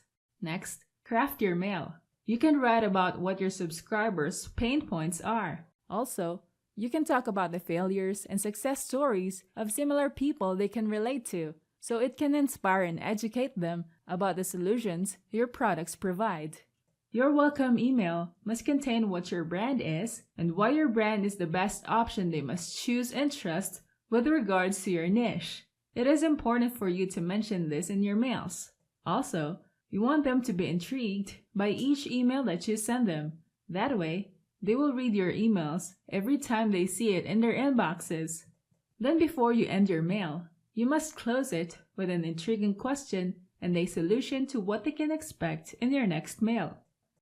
Determine how apart each email will be. You don't have to send your subscribers in your mail sequence an email every single day. You need to space them out to give time for your subscribers to digest your content. You don't want to make your sequence seem like spam, which will end up being ignored. Next, execute your mail sequence. Start creating your mail sequence in your chosen autoresponder. Be patient and take time to gather enough data to see the results. While waiting for the results, you can start to make ways to attract people to opt in to your list on your website. Next, check the results. You can check the report section of your autoresponder to determine the data gathered in your mail sequence. Check to see if people are engaging in your mails with that mail sequence. Check the open rates and click-through rates. See if it is consistent, and check if it gets lower or higher as people read each email you send in your sequence.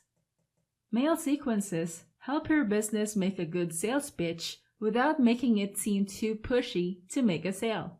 It establishes a good and trusting relationship with your subscribers. More and more businesses practice creating mail sequences to promote their products to potential customers, which results into an increase in sales. These mail sequences lead to a better relationship with your subscribers. Now that you know about how to create an effective mail sequence, we can now proceed to the next chapter, tips, tricks, and warnings. I'll see you there. Hello guys! In this lesson, we're going to talk about personalize your emails. Let's get started. First, let's talk about what is a personalized email. A personalized email is an email being sent by businesses to utilize their subscribers' data to give them more related business proposals or offers and guarantees a more productive and helpful communication experience. So why is it important that we use email personalization as one of our email marketing strategies? First, it gives the sender a better reputation. As email marketers, we want to build a genuine and long-lasting relationship with our prospects. It also results in a lesser spam complaints and lower unsubscribes. Another important point is that it gives your emails better chances of being opened by your recipients. This depends entirely on your subject line. If the subscriber sees that the email subject line is personalized, they're more likely to open and read what's in your email messages. Personalized emails also give the person a more compelling reason to share their personal data through your opt-in forms. It will be effective if you inform them during the subscription that you will use the data to send them thrilling and informational email campaigns. With these, it will benefit your email campaigns to create more relevant, useful, and informative email campaigns. That way, it will match the subscribers' expectations. They will expect to receive valuable emails in a personalized manner in exchange for their personal data. One main benefit is that it will develop greater engagement results. By knowing the benefits, another result will emerge, which we all want to happen. That is, it will boost your business's ROI. People will trust and buy more from businesses and companies that use personalized emails. Now let's begin discussing how to personalize your emails. First, segment your list. The first important thing to do to make this successful is to segment your list. You want to personalize your emails based on your subscribers' interests. Doing this will allow you to cater to their needs. In the next video, we're going to talk more about segmenting lists, so make sure to watch it to understand more about segmenting your lists. Next, personalize subject lines. The next important thing to do is to personalize your subject lines. This is simply putting the subscriber's name in the subject line. Everyone loves being called by their own name. They feel this sense of trust towards the person who called them by their name. This is a simple step, but very crucial. Your subject line will determine if your recipient will be interested in reading your emails. Next, determine the best time to send emails. Knowing the demographics of your recipients, like their location, will allow you to know what time they are online. You need to know the time they are more likely to read your emails so that they can engage with your mails as they receive them. Doing this will allow you to personalize sending emails depending on your recipient's time zone. Next, write your email content as though you are writing to one person. People read emails, especially when it comes to someone they know or trust. Also, if the email's personally addressed to them, as if they know each other on a personal level, they're more likely to read that mail. So write your content and imagine as if you're talking to each other face to face. Personalizing your emails increases the chances of your mails to stand out from other emails in your recipient's inbox. People are more likely to open emails when they see their names on it. Instead of receiving generic emails, they can receive emails that are targeted to them and their interests. Now that you know about personalizing your emails, we can now proceed to the next topic, segment your lists. I'll see you there. Hello guys! In this lesson, we're going to talk about maintain high rates to inbox. Let's get started. Email marketing still has the highest engagement and return of investment for marketers. When you've crafted your emails to send to your subscribers, you're hoping to get more open rates. You want people to read your emails that you worked hard for. You spend the time and effort just to make your subscribers read your email messages, be aware of your brand, and gain their trust. If it doesn't make people take action and open your emails, it won't matter to your business.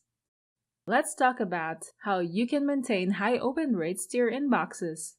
First, craft a catchy headline. Your first goal is for your subscribers to be intrigued by your subject headline.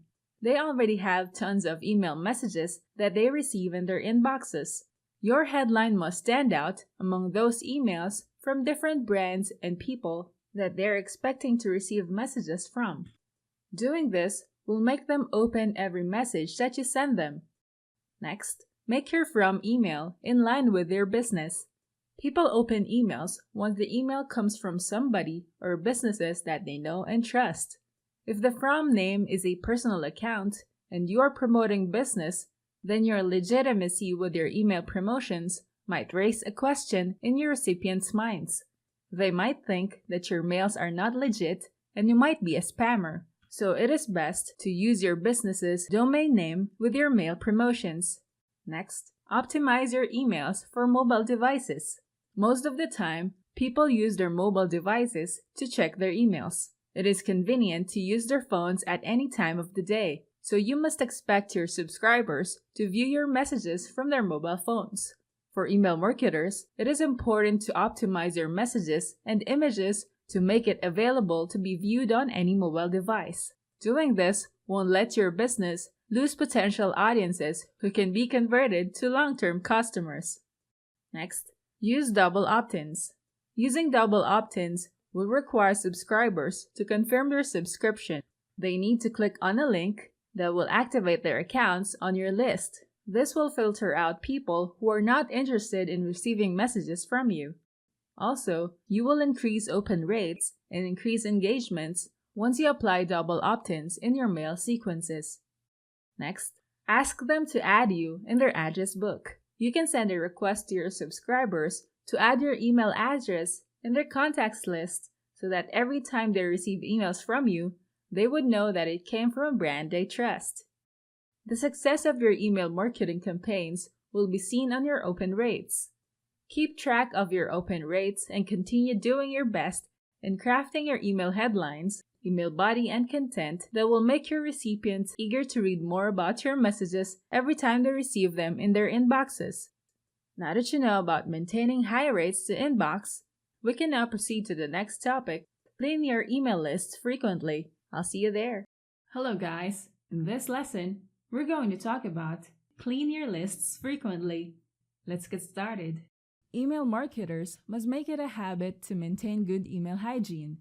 You need to monitor your lists so that you can have clean email lists. Clean email lists can increase your metrics, especially the open and click-through rates. You want your emails to be received by real people who are interested in reading and engaging with your emails rather than wasting time for people on your list who don't want to read and engage with your emails. People who are not engaging with you will affect your sender reputation, making your emails fall into spam filters. Now let's talk about some apps that can help you clean your lists and maintain good email hygiene. List Janitor. It's an app that will help you clean your email lists easily. You'll be able to remove inactive emails and email spam traps. If you're using autoresponders, it will help you boost your delivery rate, open rate, and click-through rates, but it won't allow you to import your lists that include invalid emails. So using List Janitor will allow you to import your clean lists to your autoresponders and avoid getting banned by services. List Janitor lets you find common addresses, remove duplicate emails, remove invalid emails, and emails with invalid domains from your lists. Just import a list, and List Janitor will show you how many email IDs are there in the list, where the list is saved in your drive, and as you click on the list, it will show you the email addresses that are saved in the section. In order to clean the list, you must first choose the list checking options. You have the option to remove duplicates, role and spam addresses, spam traps, and invalid emails. It also allows you to verify domains and each email address. You can check all these options or choose the option that you prefer to check. Then click the play button to start checking the list.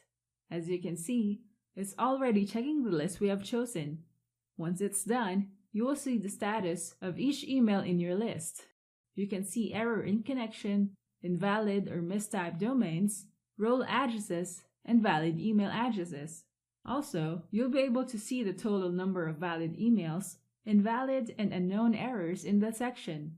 You can send messages to anyone, even if they did not sign up, using your autoresponders opt-in forms. That makes List Janitor helpful for your business as it will allow you to import clean lists to your autoresponder, making it possible to send emails to anyone that you included in that list. You can improve your delivery as you segment your lists. You can even merge lists that you need to combine. Just click this button, then choose the list that you want to merge, input the name of the merged list, and click this button. Now you will see the merged lists here. All you have to do is import them in your autoresponder. With List Janitor, you'll be able to cut costs as you're only paying for quality lists who are interested in reading your emails and actively engaging with your mails. The next app is called Zero Bounce. It's an email validation system that will help your business email lists remove invalid email addresses, misspelled email IDs, or spam traps. This can also improve your sender reputation and increase your deliverability. Just import your list here and wait for Zero Bounce to process your list. Once the results are shown here, you can see the total number of emails, valid and invalid emails, and spam traps. You can even download the results here, and it will be saved as a CSV file.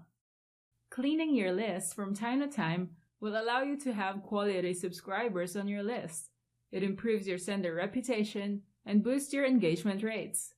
Cleaning lists will help your business build more quality relationship with your subscribers. Now that you know about cleaning your email lists frequently, we can now proceed to the next topic, avoid spam traps. I'll see you there. Hello guys, in this lesson, we're going to talk about avoid spam traps. Let's get started. Email marketers send marketing campaigns to their subscribers with the intent of making them read the content of their email messages. With thousands of emails that are sent out to people for promoting products or services of businesses, there must be a way to control spams. Spam traps are important to prevent spams and block them. Internet service providers create spam traps to bait spammers so that they can be blocked from sending mails. It also diminishes fraud. Spam traps are real email addresses that may seem to belong to an individual, but it doesn't. These email addresses have never submitted their email ID to opt-in forms, so any email messages that are addressed to this email will be flagged as spam. Providers commonly use it to catch and trap fraud. Also, people who don't maintain good email hygiene can be flagged too. Let's talk about the different spam traps to understand them better. First, recycle spam traps. These are email addresses that are abandoned by its owners. Internet service providers might reactivate old email addresses abandoned by its owners to set it up for catching spammers. Pristine spam traps.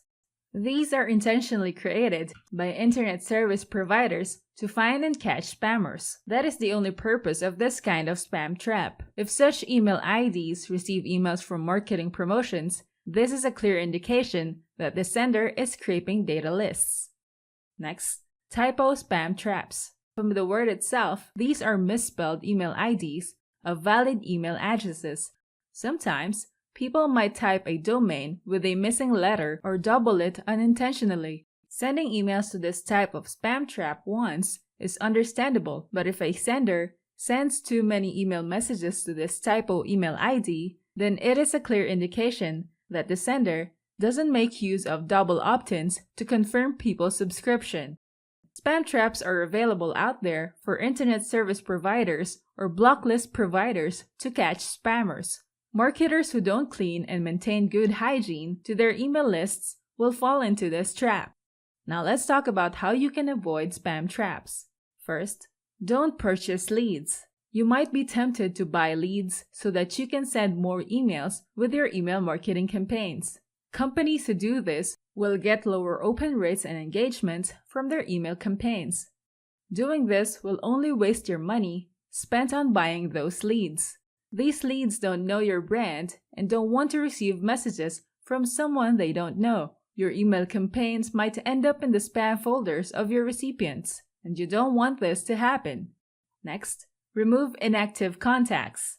People who don't engage in your emails or don't open your emails once in a while are clearly not interested to read your emails anymore. They might now want to click the unsubscribe button and just ignore your emails even if it reaches their inboxes. These contacts can hurt your sender reputation. Next, remove hard bounces from your lists. These are emails that are invalid or can no longer receive emails from you. As a result, you'll receive a bounce mail informing you that the mail you sent was not successful. If you encounter this, you must take note of the email IDs and immediately remove them. Email marketers must avoid spam traps to keep their emails being routed to the spam folder. Make it a habit to monitor the open rates of your subscribers, see who engages with your mails, and remove those who are no longer interested in hearing from you. Now that you know about how to avoid spam traps, we can now proceed to the next topic, avoid Gmail promotion and spam tab. I'll see you there. Hello guys! In this lesson, we're going to talk about avoid Gmail promotion and spam tab. Let's get started. When you're sending email campaigns to your subscribers, there's a probable chance that you have subscribers who are using Gmail. You need to be aware that Gmail has other tabs aside from your inbox. Once you send emails to people on your list who are using Gmail, Google Mail will check if your email contains promotional offers that are not suited to be found on your recipient's inbox. If it's not from social sites like LinkedIn or Twitter, then it will be on the Promotions tab, or else it will be shown in the spam folder. If you are using Gmail, you may notice that people can browse their inboxes with irrelevant content without brands selling you their products. This makes the user's emails filtered out. As an email marketer, you want your email campaigns to land on your customers' inboxes. Gmail filters every email received by a user if it's promoting something. If it does promote a product or something a user can buy, then Gmail will place the email message under the Promotions tab. And if it contains spammy words, then Google might place that email under the spam folder. To avoid your hard-worked emails to go to the Promotions tab or Spam tab, first, you must ask your subscribers to add you to their contacts list. This increases the chances of your emails seen on your subscribers' inboxes. Next, you can avoid using spam keywords that can cause your emails to go to the Promotions tab or the spam folder. Avoid words such as sale, deals, discount, or freebies in your subject headlines. Avoid using HTML in your content. Any content that you used HTML with makes your emails more presentable. This type of content triggers a red flag to your provider. It might seem that the message is crafted for commercial promotions, so it's still better to use simple messages with white spaces to make it easier to read. Refrain from placing too many images in your content. Your content can be placed under the Promotions tab since you have tons of images that most promotional emails use. You can use one image, but if you include more images, then it could be a sign that you are promoting something. Thus, your content can be seen under the Promotions tab. Reduce the number of links. When you craft long content in your email body, you might include multiple call to action links within the body. You should avoid this and make sure to include only 1 or 2 call to action links so you can avoid your emails to go to either the Promotions tab or the spam folder. You already have the unsubscribe link at the end of your email body, so reduce the number of your call to action links to at least 1 to avoid your messages getting flagged. A lot of your subscribers who'll be a part of your mailing list might be using Gmail. You need to take into consideration the keywords you will use in your content, your call to action links, the number of images you will use, and refrain from using HTML in your content, so you can avoid your emails going to the Promotions tab or the spam folder. Keep in mind these tips for your email marketing campaigns to go to your subscribers' inboxes. Now that you know about avoiding Gmail promotion and spam tab, we can now proceed to the next chapter, Conclusion. I'll see you there. Thanks for watching. Don't forget to like and subscribe and go to technicforce.com for more tools and training.